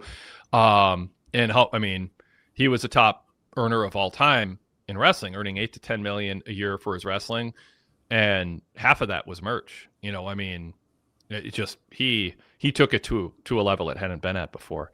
But maybe, again, switch eras or whatever. If there's anyone who's going to contend with him, it's going to be Cena. And I get that. Sean Plichta says Cena's wrestling got so much better over time. For sure. No question about it. But Zach says Cena is the most right place, right time guy in wrestling history. He was impeccable at being Super Cena for the kids when the WWE started marketing everything toward them. I don't know. Is there someone who's more right place, right time who reached Steve Austin was right place, right time. Hulk Hogan was right place, right time. Some of the top stars just are. I think with Austin, he was lucky that his Austin 316 took off, but that in itself wasn't enough. Vince, it wasn't right place, right time. It was, let's make it the right place and the right time for this new character that we've stumbled across. He didn't fall into place because the company needed exactly what he was. They changed the company to use exactly what he was going to be. With Cena, he was willing to be exactly what he was, and he changed as the company changed. So Cena, I'm having a hard job thinking of anybody. Maybe Diesel would be the only one. Bret Hart would be another good example because of the whole no more steroids, please type thing. I guess with Diesel, Kevin Nash, it was bad because he was the tall guy who was going to replace Hulk Hogan, kind of like Lex Luger and kind of like Sid was supposed to be. And that was actually like right guy, wrong time to a degree, in that the fans just didn't want an inferior version of the tall, dominant, smiling babyface. And Vince was hell-bent on that. He wanted, especially with Luger, Sid less so. Sid was never going to, there was a little bit of a flirting with Sid as maybe the guy, but he would have been different. But, Nash was like, you're this tall, handsome, smiling guy who can be the hero to kids. I think stunning Steve Austin and Stone Cold are very different. Austin adapted to the moment. I think he would have been perfectly fine being a different version of Steve Austin if the times called for it. But Stone Cold, obviously there's authenticity to beer drinking, four-wheeler driving, Steve Austin. I mean, that people resonated and connected with him because there was authenticity to it, and I think there was with Cena too. I'm intrigued with the comparisons. I'm not like trying to like make it seem like, oh, but to say that Steve wasn't right place, right time, and that he didn't change as much to make what happened happen. I mean, I think, because Vince Russo was in that meeting where he was a magazine writer going to Vince, you got to, this is the Howard Stern era. We got to have edge. We have to have an edge to what we're doing. This stuff you've been doing the last few years is why you're losing ground. I mean, that was a wake-up call, and Vince Russo changed the course of wrestling history with it. And if it wasn't Austin, I mean, I think Vince would have tried with somebody else to have an edge to them. I don't know who it would have been and if it would have been successful, but I think the idea, that's where I think Austin was right place, right time. But it helped also that Austin was frustrated in WCW and, yelled to his wife, "Tell Eric I'm not here," when he was in the other room, and got fired. And then he had Paul Heyman inspire him and help him kind of tap into something that he had never shown before that was real. So, all right. Powder for Pete says, I was totally a Cena sucks guy, but I have nothing but respect for the man. Tomorrow is going to be special. Then Adam Kidd says, I like Cena. I'm just over the build to this ending. Derek Hubbard adds, there are subtleties to Cena's style that I admire. He sells with his head up. He turns to all four sides of the ring when he works a hold to appeal to the audience. His near-fall kickouts are perfect. And this is the thing, when we talk about, he's not CM Punk or Daniel Bryan. There's a lot of things Cena did. There's some things that are obviously he doesn't do well that I point out. But there are things, and Derek's pointing them out, there's subtle things that wrestlers do who really connect with the crowd. And, like The Rock said, Hulk Hogan taught him some lessons about that when they faced off. There are things you can do to own a crowd that the average person who's looking for high spots and the latest cutting edge moves and stuff aren't going to pick up on. And it's why they're able to do less and get the type of crowd reactions they do. That's the stuff Cena can pass along to the person who deserves it and earns it from him. Yeah, and I think, I was thinking about with Cena and what he can pass on, and thinking about the people that he didn't get to face off with, and the big two that I'm sad we will never get to see are MJF and Eddie Kingston. Like the promo battles with those two, just what they could teach each other as well. Like Cena teaching Eddie how to tone it down, or teaching MJF how to stop yelling, but then getting those promo battles at the same time. It's a shame we'll never see it. Yeah. In theory. Yeah. MJF and Cena. Yeah. I don't know. Maybe by the end, MJF would have been just broken, like just destroyed. Who knows? GWF ESPN says Cena comes across like a human AI trained on platitudes and corporate talking points. I mean, that's true, right? Yeah. I mean, we can sit here and say good things and bad things about Cena, and I think a lot of that. I mean, we're trying to just state the truth, good and bad. That is the truth. I mean, yeah. I mean, that's the thing about Cena, him thinking he's the smartest guy in the room. I mean, I don't think there's a platitude of advice that he hasn't thought is so profound, and if he says it slowly with an earnest look in his eye, that he's going to change the world, and people will be talking about what he says for decades to come. I mean, it's just like, get over yourself. What you're saying is not that special. It might work on a 12 or 13-year-old in middle school going, my God, John Cena just told me never give up. But it's like every adult in the world is rolling their eyes at Cena passing along these things that he thinks is deep and life-changing. It's like stuff people have heard their whole lives and are already living by and whatever. Derek says, I believe the criticism from Wade and others in relation to Cena comes from the difference of being a student of wrestling business versus being a student of the WWE business. Yeah, but I can still say I think he should be more gracious, and I don't think he's gracious on camera. But maybe that's being a student of WWE business. But when you go out there and say, I changed all that and I'm the opposite, I mean, I'm sorry, that seems like projection. You are. There seems to be actually kind of an awareness of what he's criticized for, but an unwillingness to be honest with himself, and instead think he can just spin his way out of it. And that's what I've seen a lot of in the past week or so with him. Do you think that's fair, Chris? Yeah. The WWE business, it's like he's specialized, right? He's a specialized expert, basically. And he knows exactly how to operate within that corporate machinery, because that's where he's been for the last 20 plus years. If you take him out of that environment, would he still succeed? Maybe. He's smart enough that I think he would be all right, but maybe not to the same level. Do you agree that in the last, all the media interviews he's done, that there's a sense that he's aware of the criticism of him, and he thinks he can spin his way out of it because he's the most street smart guy in the room? To a degree, I actually think that some of that criticism might have hit home for a while, and I think he almost resents it now. But he definitely feels like he's been doing this so long, he can talk his way into and out of anything. That's what I'm saying. Yeah, he can pirouette through it all, and he's just smarter than the interviewers. But when you know enough, and you've followed his career start to finish like you and I have, and you don't have a investment in I don't have an investment in him being a good guy or bad guy. I'm just trying, or whatever. Yeah. It's not to dumb it down. I just want to call it as I see it and try to make sense of it and understand him. And again, I talk to people, and I have for decades, about John Cena, trying to figure him out and understand him.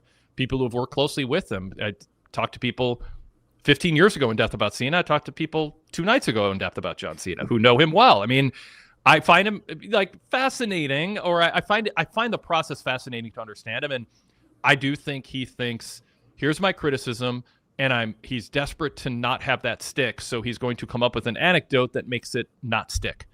And he seems like he's very much in damage control, but when he gets to a subject that's uncomfortable, he just strays off into some other topic and filibusters on a word salad that's barely tangentially related, and then the next question comes up and he gets to move on. And I don't know. I'm not but I haven't heard like even as much as you have this week on him, but the real newsworthy comments I'm seeking out, and that's the impression I'm getting. And I haven't gotten any pushback from people who have like dedicated themselves to listen to the whole thing. Another comment from Derek. Cena was programmed to be an expert on WWE from the perspective of WWE leadership. He was not trained to be a student of the wrestling business from experts on the wrestling business. Yeah, that's a good explanation. And again, no harm in it. Just let's not pretend that's not true.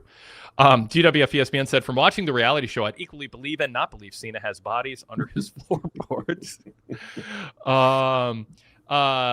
C. La Chapelle says, Cena's weird with his weird house rules. That's something I liked about him. I like somebody who has like house rules that make them come. Did you watch any of the Nikki Cena stuff? No. Okay, yeah. Yes. Not my thing. Cena's quirky guy with some weird house rules. That is for sure. But I like that he was willing to put it out there. And he's like, I'm not going to hide this part about me. So anyway, all right, Mark Pescetti, I'll just read this. I remember the Raw after Lesnar destroyed Cena at SummerSlam. Wade and others were critical of how he couldn't sell the loss for a single week. How we forget. Not quite sure who that is a pushback against, if it's meant to be. Who's forgetting? Maybe it was in regards to somebody in the chat, because it just seems like, yeah, I mean, Vince didn't want Cena to show weakness, and he showed weakness 1 week, and the next day, and then 7 days later he was fine, and they just blew it off like it didn't happen. All right. And by the way, I meant survivorship bias was with the term, maybe the term I was looking for. Alex Hardy says, in terms of if you're the one who succeeds, 1,000 other people could do the same thing and not succeed, but you think anybody could if they followed your steps. And in fact, it's a bunch of variables that benefited you. Doesn't mean that if you hadn't done the things you're giving advice for, that you would have succeeded, but that alone does not guarantee success. And that's survivorship bias or success bias. CJ La Chapelle says, it's great to be back. I missed all of you. Go VIP. That was a super chat, so wanted to get that in there. All right, so Chris, on tonight's show, we're going to pivot to that here, believe it or not, beyond the Cena stuff, shockingly. What'd you think of Dragunov and Tommaso Ciampa? I said it might have been the contender for best match of the week. How close did this come to what we saw Wednesday with Speedball and Fletcher? Here's a hot take. I thought it was a better match. Wow. So if anyone who's read any of my recaps will know, I cannot stand people kicking out of finishes just for the sake of kicking out of finishes. Okay. Bailey hit his shooting star knee drop, and Fletcher kicked out. And this is what Fletcher does. It's almost his gimmick now, is I kick out of other people's finishes and I drag the match on longer than it needs to. Near falls are dramatic. Near falls are the reason I cannot rewatch wrestling matches. If I know who wins, I can't watch because it takes all the drama out of the near falls. If you're going to do near falls, you don't have to do the finisher. Like, you can leave that to finish the match. They didn't use that gimmick and that overused trope tonight with Ciampa and Dragunov.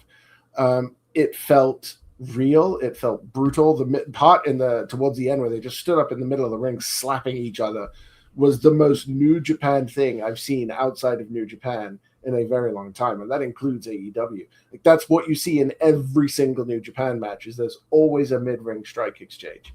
It was crisp. It was well executed. There was drama with the finish. You believed either one could win. Yes, you had a little bit of overbooking towards the end, but it was just a really, really good free TV match. Yeah, and it had the AEW had the benefit of no interference. So tonight we had distractions and interference. Yeah. I mean, I don't know. I mean, that doesn't mean it has to be disqualifying. But that is it is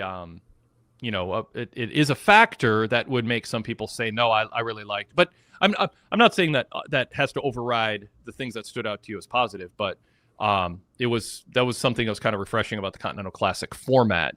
Is it does kind of by design strips away some of the things, some of the annoying booking tropes that permeate WWE and AEW and other companies too. And that was positive. You had both matches had stakes, obviously high stakes U.S. title versus points in a tournament. I mean, not the highest of stakes, but well-defined stakes. And those were both good. Dragunov is just, I mean, like, I just want this. I want him to hold this U.S. title and do open challenge for another year. Like, I just like, I am in no rush. I am popping for his kickouts because I do not want this to end. I mean, I just think he can become a legend. In his own, he can be his own kind of AJ Styles, Daniel Bryan, of WWE, Bret Hart, whatever. Just the guy who kind of at the IC title level or whatever just earns so many people's respect. And Ciampa, it's just like having him get to show off something that he can do at a high level like this that he showed so long in NXT and ROH. It's cool to see him get this moment too, even if it's in character and part of a feud. It's not just sort of a random match in a tournament, which is one of the novelty aspects that I like about what's going on in the Continental Classic. Even though there's like kind of the storyline aspect of it, don't take away from the story they told in the ring and the ways they did it, as you pointed out, that were without some of the tropes of the overwrought kickouts. Yeah, so, I'm not against near falls. Near falls are important. It's just if you're going to do them, save the finishes. Don't make a spectacular looking move mean nothing because it's been kicked out of now. You can't say, oh, that's it. That always finishes the match. Speedball kicked out of Fletcher's finisher as well. It's just, why do you really not have enough moves that you can try something else and kick out of that instead? And we saw tonight how effective it can be when you're just having a match and the finisher should be the thing that finishes it. Like the only reason it didn't here was because Dragunov was too hurt when he hit the Torpedo Moscow. I really enjoy Dragunov in the ring. I really don't want to hear him cut another promo like that, especially with the John Cena forced line thrown in there. Mm-hmm. Yeah, it felt very put on, and the fact that he was trying to act opposite Nathan Frazier, who's also not a great actor, kind of took some gravitas out of it, I think. I still love both matches. Don't get me wrong. Speedball and Fletcher was an amazing match, and I would watch it again if I could. I think by saying tonight's match was better, you're hating the other match. That's clearly what I've done. And you're clearly biased. You're a team player, anti-AEW. That WWE money is just, it's on the way. I can hear the truck backing up in my driveway through the snowbank. Yeah. It's but no, I'm picking between a Lamborghini and a Ferrari here. Let's face it. There is no wrong choice here. It's just, for me, there were fewer irritants tonight than there were on Wednesday. Yeah. Yep. No, fair enough. I totally get that. Okay, let's talk about Cody Rhodes and Obafemi, because if this wasn't John Cena's retirement night and we didn't spend a ton of time talking about Cena's career and place in history, which I by the way, I defend and I enjoy, and I'm not apologizing for at all. But we had Obafemi have a big segment on SmackDown tonight. He's getting a shot as NXT champ against, not a shot, but just he has a spotlight match against Cody tomorrow night on Saturday night's main event. How do you think they handled that tonight? What kind of impression do you think Obafemi made from people who have never seen it before or just heard of him? And how do you think he came across to people who've seen a lot of him? I think it went pretty much as well as it possibly could have. And that's not meant to be faint praise. I realize it sounds like that. That was just about the perfect introduction to the main roster for him. The only thing I would have changed is his strut down to the ring looked a little too dancey than it normally does. I was lucky enough to see him live at Heatwave, NXT Heatwave in Toronto. And when he did come to the ring, he just looked like an absolute ass-kicking badass.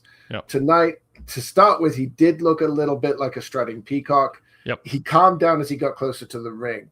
Once he got in the ring, I thought everything was spot on.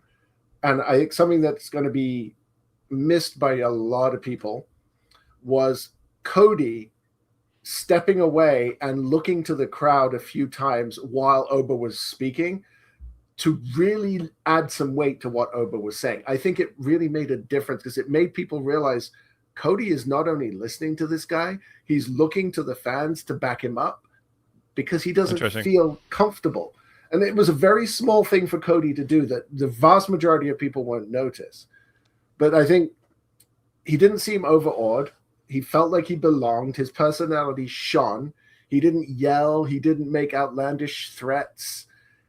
He just translated his presence and what he does in NXT. It translated really well to tonight in a bigger audience in front of far more people.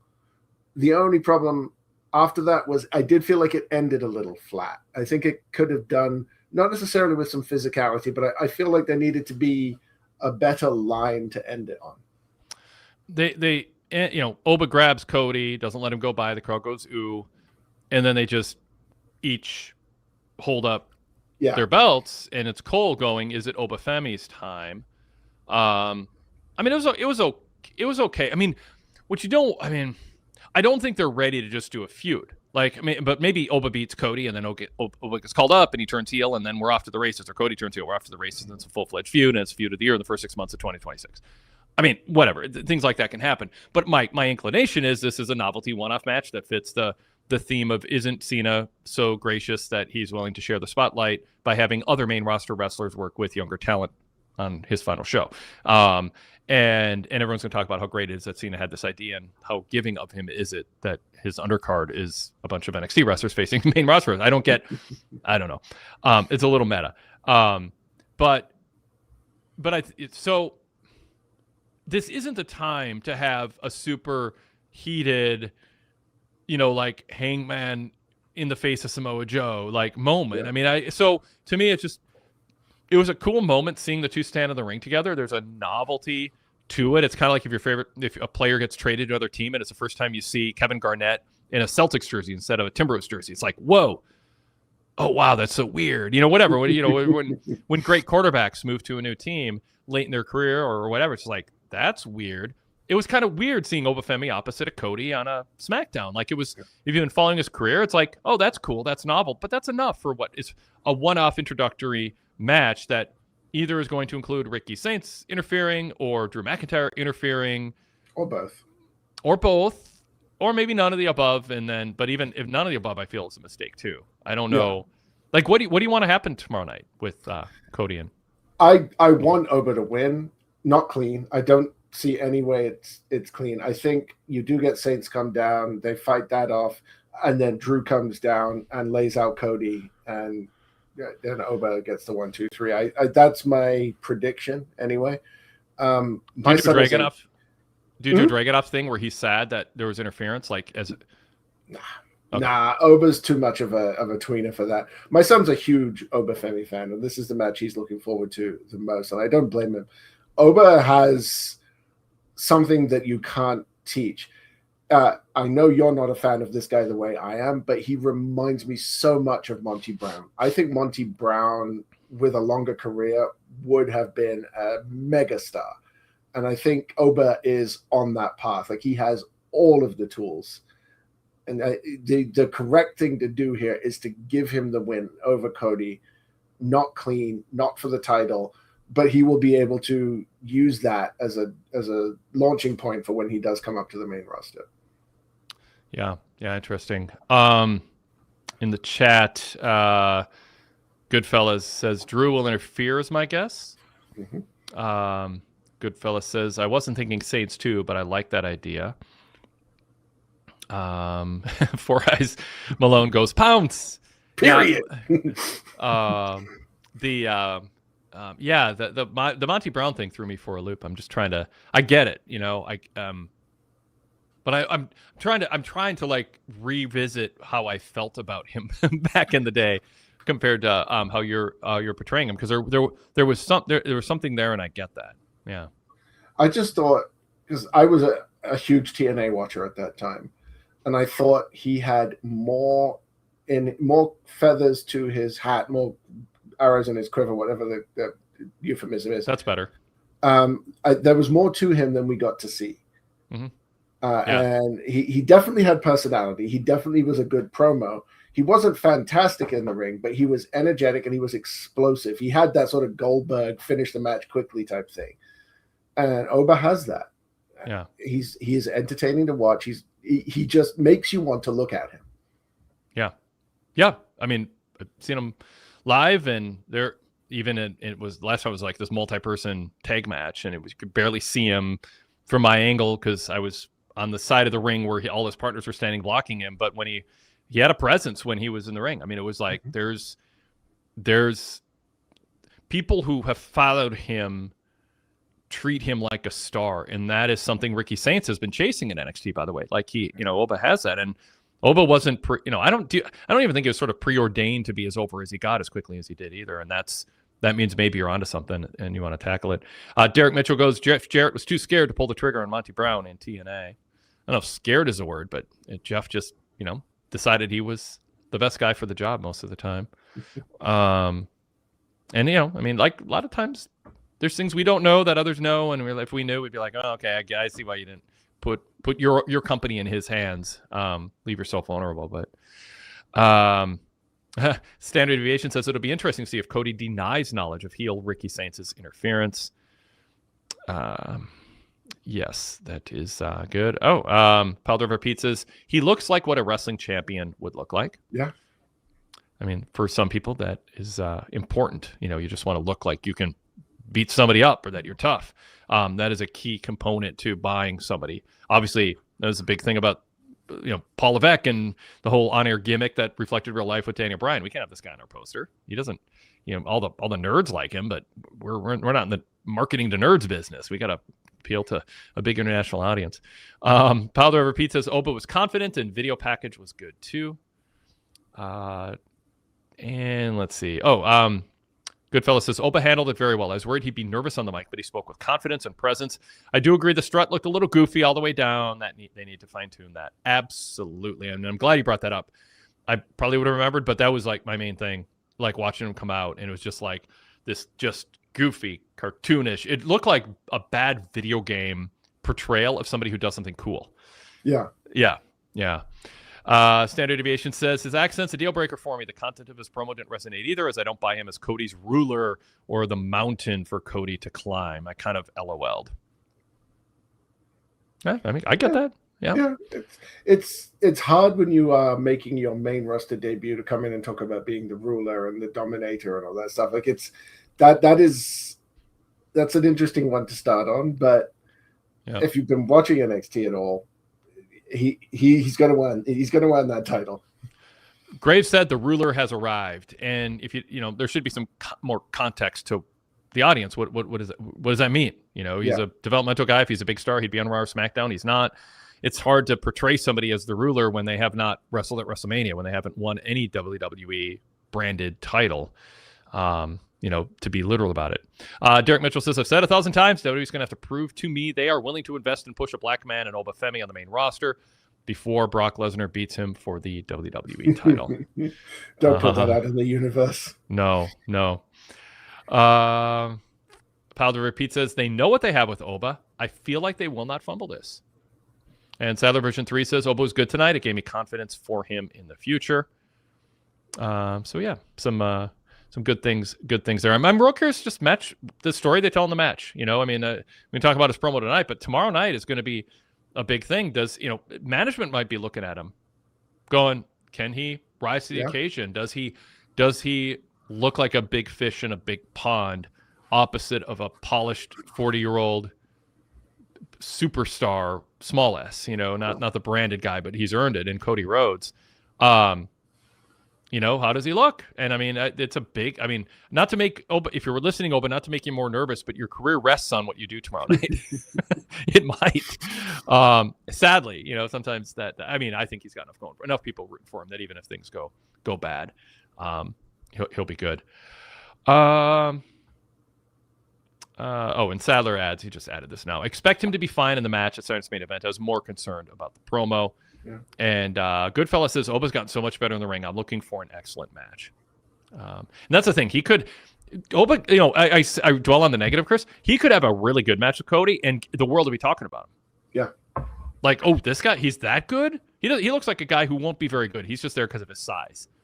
And then he wrestles, and it's like, that was a great match with Cody. Not Dragunov Ciampa, not Speedball Fletcher, not that style, but a Cody style match. And sometimes Cody needs to be uplifted in the ring. If he's against an opponent similar to him, you have to really get to the basics and tell a story. When you have someone who creates a little more movement, is more of an athletic guy, he can make it work. Cody brought a lot out of Cena in their match, so he can elevate people too. So yeah, it's a big moment for Oba, but it's a big moment for Cody too, because I think WWE wants Cody to make sure that Oba comes out of this looking good and he's a star, but he doesn't want to sacrifice himself either. Yeah. I think you can see there have been some very deliberate choices for this whole thing. I think giving Javon the match tonight and giving him the match against Miz, being the only one of the NXT people to actually wrestle tonight, was an extremely deliberate choice and also a very good one. Miz sells very well. He's an established name. He's a former champion. But as they mentioned on commentary, he hasn't won a singles match this year. Javon doesn't jump off the page with his charisma. You need to see him in the ring to love him. So giving him a match lets us see that. We know that his partner is exactly the same way. So now everybody who saw that is excited to see that tag team match tomorrow night. Oba didn't need to wrestle tonight. Right. Sol Ruka, maybe, but you can't have Bailey on TV because, CJ LaChapelle can only have his heart rate get so high. And I think it's better to leave that match for tomorrow and give Bailey that PLE match that she hasn't had. They've done a lot of thinking about how they want to present this and how they want to build to it, and I'm impressed with it. Sadler version 3 has a post, which is, how do you say you don't read PWTorch for your news without saying it? Because he said, didn't they say Cena was opening, or was that fake news? Sadler, I'm calling you out. We had a headline story up earlier today. A lot of sites did, but PWTorch did, covering that. It's also, although you didn't have time to read it because it just went up tonight, but the Wade Keller News Bulletin covers that too, gets into that. So yeah, there were reports that Cena is saying were never true. I'll let the original reporter, I think I know who it is, but I'm not sure, so I won't call. I'm not giving credit intentionally. I just don't know because it's something that's being disputed, so I don't want to prescribe it to the wrong person who started it. But yeah, Cena did say on Pat McAfee today on the Pat McAfee show that he is closing, and he said, I in so many words, I can't imagine a situation where I won't be the last match. Like, of course I should be the last match. It was believable in the sense that Saturday's main events often went in the reverse order, and the idea is get a huge crowd at the beginning, and then maybe more people stick around after that to see the other in Cody and Oba can then headline. I mean, I can fathom a justifiable scenario, Chris, where they'd start with Cena's retirement match, kind of get it out of the way so it's not a cloud hanging over everything that happens before it. Well, there's also the farce of what happened with Goldberg's last match where they had to go off the air. And I don't think they want to risk that, especially with Cena's tendency to go a little bit long sometimes.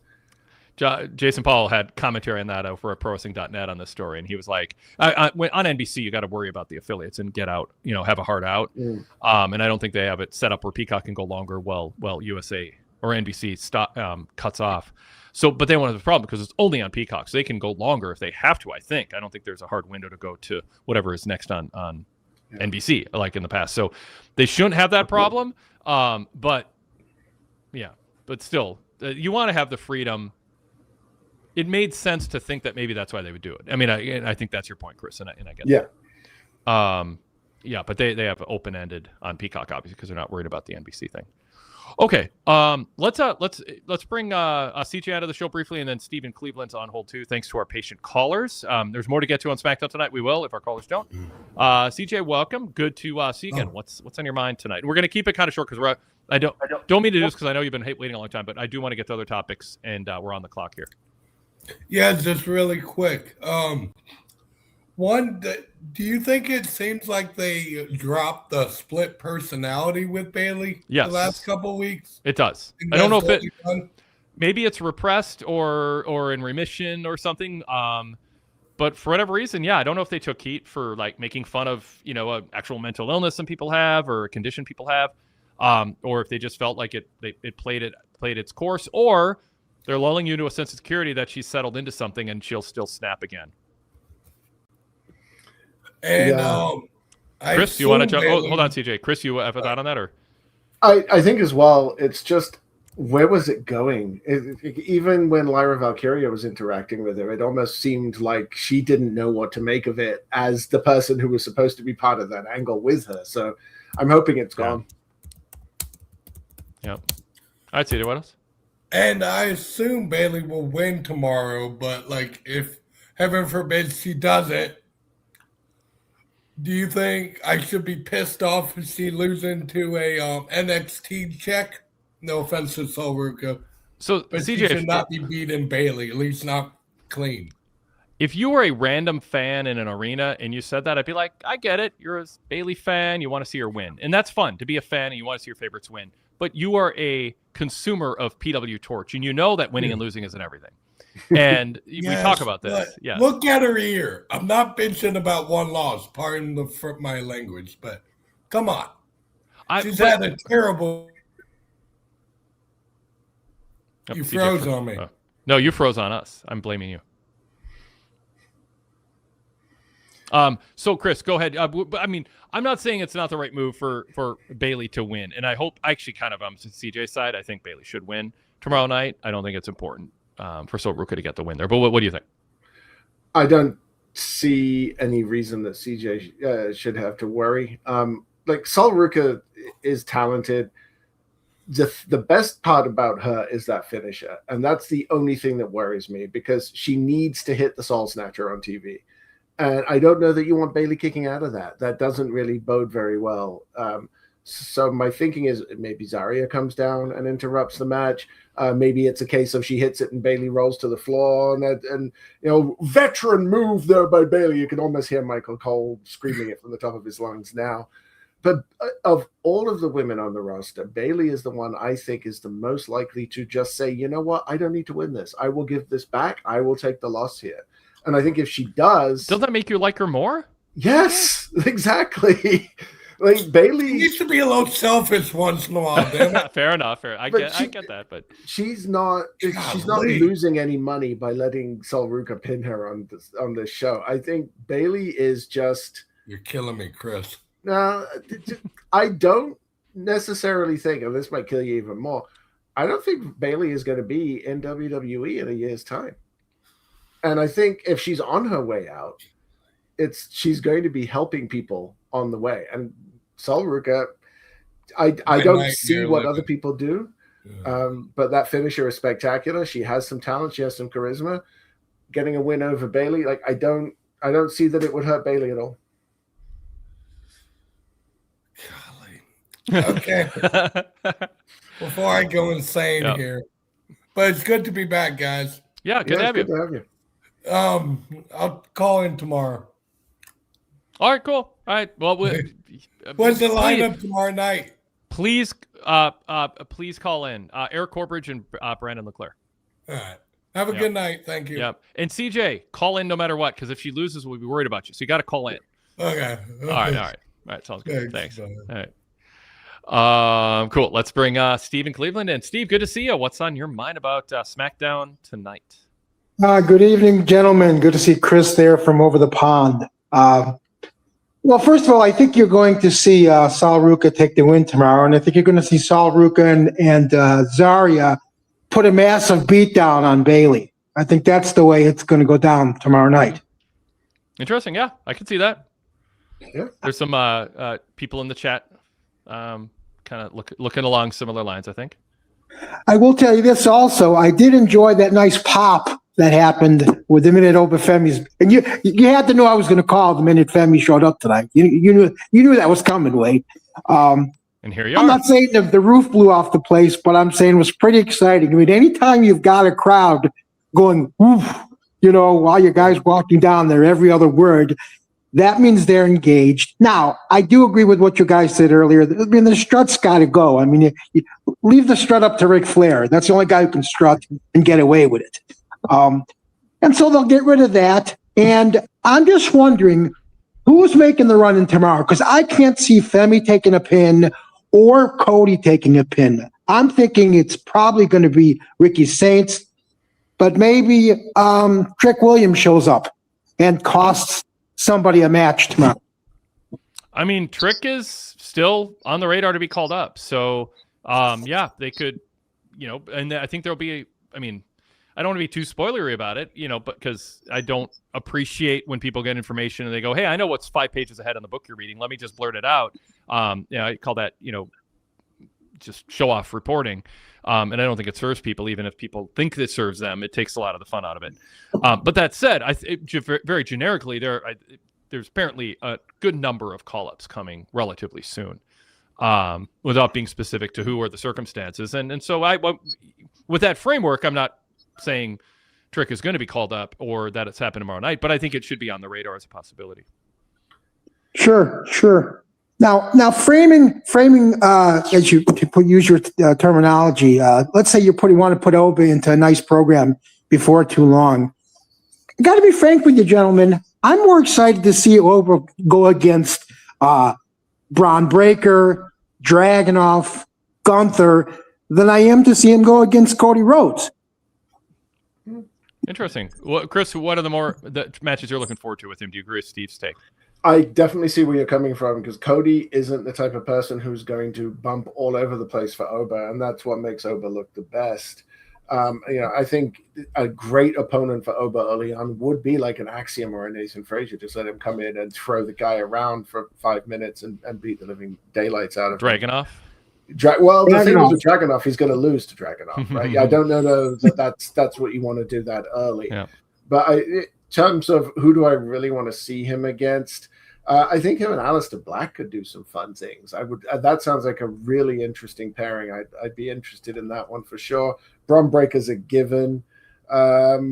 Maybe put him in there with JC Mateo. God, that I can't get used to that name. I'm going to call him Jeff Cobb from now on. That actually could be good, because Mateo has the experience of being a bigger guy in a smaller ring, or in a ring with smaller people, and will be able to play the role of the smaller guy because he has the experience of it makes sense in my head. But I think that would be a good match to show off just how powerful Obafemi is. Maybe Escobar. He's still around. I think he's on the periphery somewhere. I've got no inside scoop like Wade might, but I think he's going to show up again in the Fed before too long here. What else have you got for us, Steve? I think that's going to do it. I know you guys have a packed house here, so a great show as always. Are you guys going to do the something after, or somebody from the crew tomorrow night after the main event? Okay. Yep. Yeah, Brandon LeClaire and Eric Corbridge are scheduled to handle that, and I'll be doing some sort of audio also on the event this weekend, but that'll be on the VIP exclusive side of things, as is almost always the case with the weekend shows. Well, gentlemen, I got to say, it's great shows as always. And Wade, I remember way back in the day getting your newsletters mailed to my office and reading them every week, and that was still one of the best reads out there, digitally or on paper. There we go. This week's paper copy. There it is. Obafemi headline. Absolutely. All right. Thanks, guys. Have a great show. It's a collector's item for you, Steve. Thanks. All right. PWTorch.com/GoVIP. Coupon code NOV2025. And you get a $12.99 sub, drops down to $3.99. And you should try it. That's all. Just try it. See if you like it. All right. Some other things. White 6. Did they just die in that segment, Chris? I mean, this faction has been so poorly booked, so it's not all the fault of Uncle Howdy out there. But my God, did he lose his train of thought in the middle It certainly felt like it. Yeah, and his cadence was slow, and the crowd was dead, and people don't know why they should cheer for them, if they should cheer for them. I thought they were. It crossed my mind they're turning Solo in the MFT's babyface because Paul Levesque's booking. Oh, we don't want. We need shades of gray. He's bought into the shades of gray nonsense. It's like you got to have clear cut baby faces, clear cut heels. Baby faces can have shades of gray, but don't take it so far that the shades of gray lead to this complete ambiguity of whether someone is worth cheering or not, or rooting for or not. That's not what people mean who actually know what shades of gray is meant to indicate. Heels can have some good traits. Baby faces can have some questionable traits that makes them human, but they still have to be defined as baby faces. And the Wyatts have been all over the place, all over the place or nowhere, and now suddenly they're out there in a segment that just died. Yeah, I'm irrationally irritated by the fact that the Wyatt 6 has 5 people in it, and I'm still mad about it. But like I think Bo Dallas is spending so much time trying to sound like his brother that he's not actually paying any attention to what he's saying. Yeah.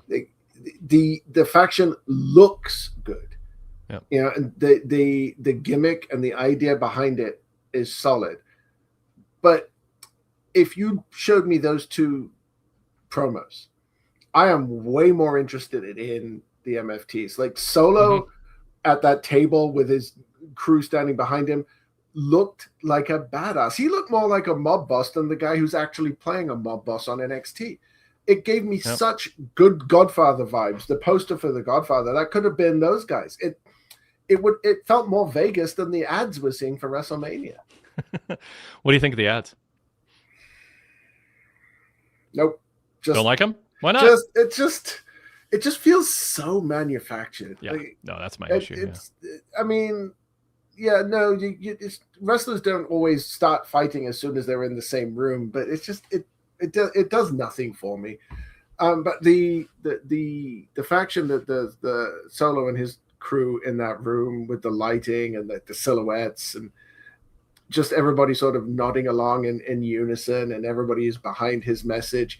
I thought Solo's delivery was pretty good as well. And then you contrast that with one person speaking in a ridiculous mask and seemingly forgetting what he was going to say, which would be repeated a little later on with Michin, who just had a really rough night. I think maybe you need a 6th person, and that 6th person needs to be someone who can talk. It's tough following in Bray Wyatt's footsteps, and there just isn't enough variation that explains this. But I mean, I'll defend Bo Dallas in that you just need support of creative. And I know his dad's going through stuff, and there's been injuries, and it's been start and stop. Some things out of their control. But I used the term pretty early on. They've been creatively abandoned, and it does feel like whoever is an advocate for them does not have enough pull to, or just they're doing a poor job, like defining who they are and why people should care. And it just feels like they're just living off the fumes of the Wyatt family in the past, and it needs more attention, and it needs more attention, but it also needs more framing and direction and character development than it has. And that was rough. And I agree with Solo. Solo's good right now. I mean, you've got Aleister Black on the same show who has a similar feel to his character. Slide him on over. Let him lead that group. Let him talk for the group. That would be a much better fit. Rhea Ripley, Damian Priest against Zelina Vega, and the aforementioned Damian Priest. What you think? Oh boy, oh boy, oh boy. Yeah, I was just about to type in my notes that Zelina Vega has improved in the ring because they hit that synchronized moonsault to the outside, and it looked really good. And then she almost killed Rhea Ripley and herself with the same move. And then later on slipped out of a move that was supposed to lead to the finish. And it's unfortunate. It's bad timing. It's the main event of a show that's leading to one of the most important moments of the year. And it's such an unfortunate situation because Zelina isn't normally that bad, but it was not good. No, it was rough. Powder River Pizza says, damn, Zelina. Sadler Version 3 says, Zelina almost got herself, killed herself. Scary ass bump. Yeah, for sure. Derek Mitchell says, I haven't seen a woman like Rhea have this much of an aura over a male partner in Damian Priest since China over Billy Gunn in 1999 when they used to team together. I mean, Rhea's something special. Do you think Rhea's in a good place right now? I actually have a couple of notes about Rhea. Just she is such a huge star, and she knows it, but not in an egomaniacal way. I am going to milk this for every second I can. She really commands attention, and I noticed they did that little tease with Jade Cargill stopping in front of her, and everybody felt that tension. Mm-hmm. What really stood out for me there, Jade towers over Rhea. That is going to be a real interesting visual when those two do face off. I mean, it's got to be Mania. That's got to be a Mania title match. I hope anyway. They would be crazy to do it before then. But that's got to be Rhea winning the Rumble and challenging Jade at Mania. And Rhea is, we talk about being in the so-and-so business. WWE needs to be in the Rhea Ripley business. She is primed to be the face of the company. She is, I would arguably say she could be in a bigger position and in a better spot than Toni Storm was during the angle with, oh God, I can only think of her as Blake Monroe right now. Yeah. God.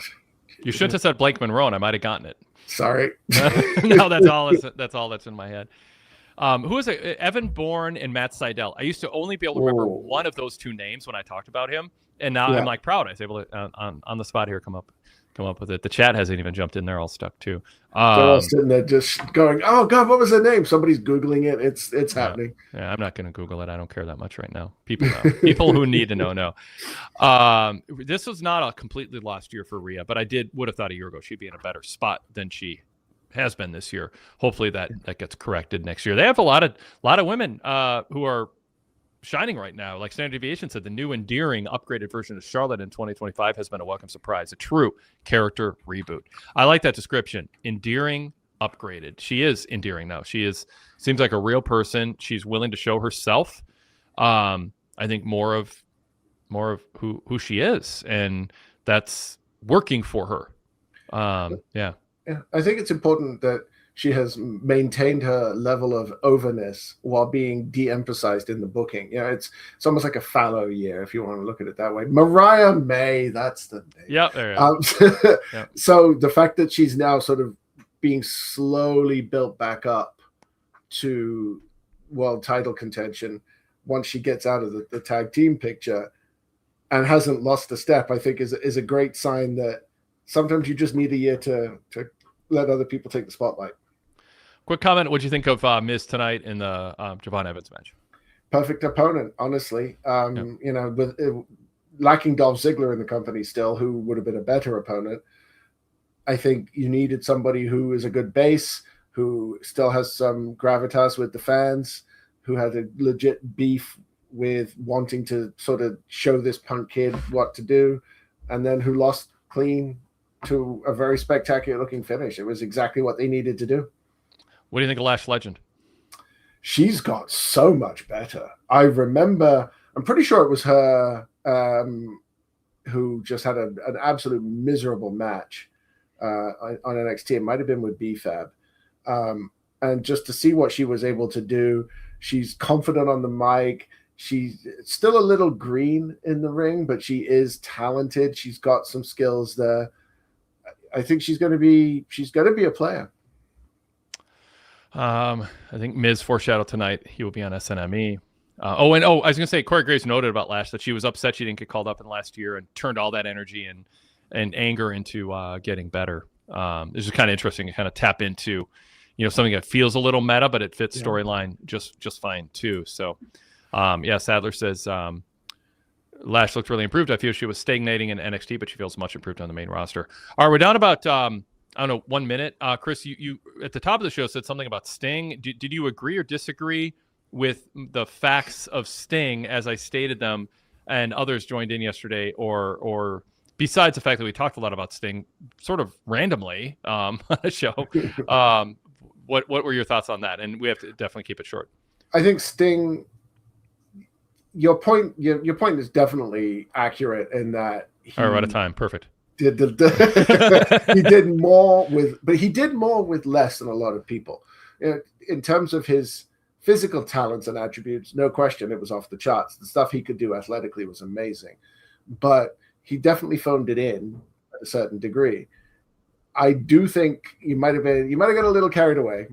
I think I'm on Dan's side that towards the end there, it was a little bit more than I would have gone. But Sting has a place in history that a lot of people won't be able to match. He's wrestling at 60 years old and not looking like he was 60 years old. Yeah, for sure. Well, I stand by every single word I said and how long it took to say it. All right, go. We got to sign. Chris, thanks so much. Always really fun. We always go long when you do shows, but it's great talking wrestling with you. And my pleasure. Fun focus on John Cena. Thanks everybody, and we'll talk to y'all next time.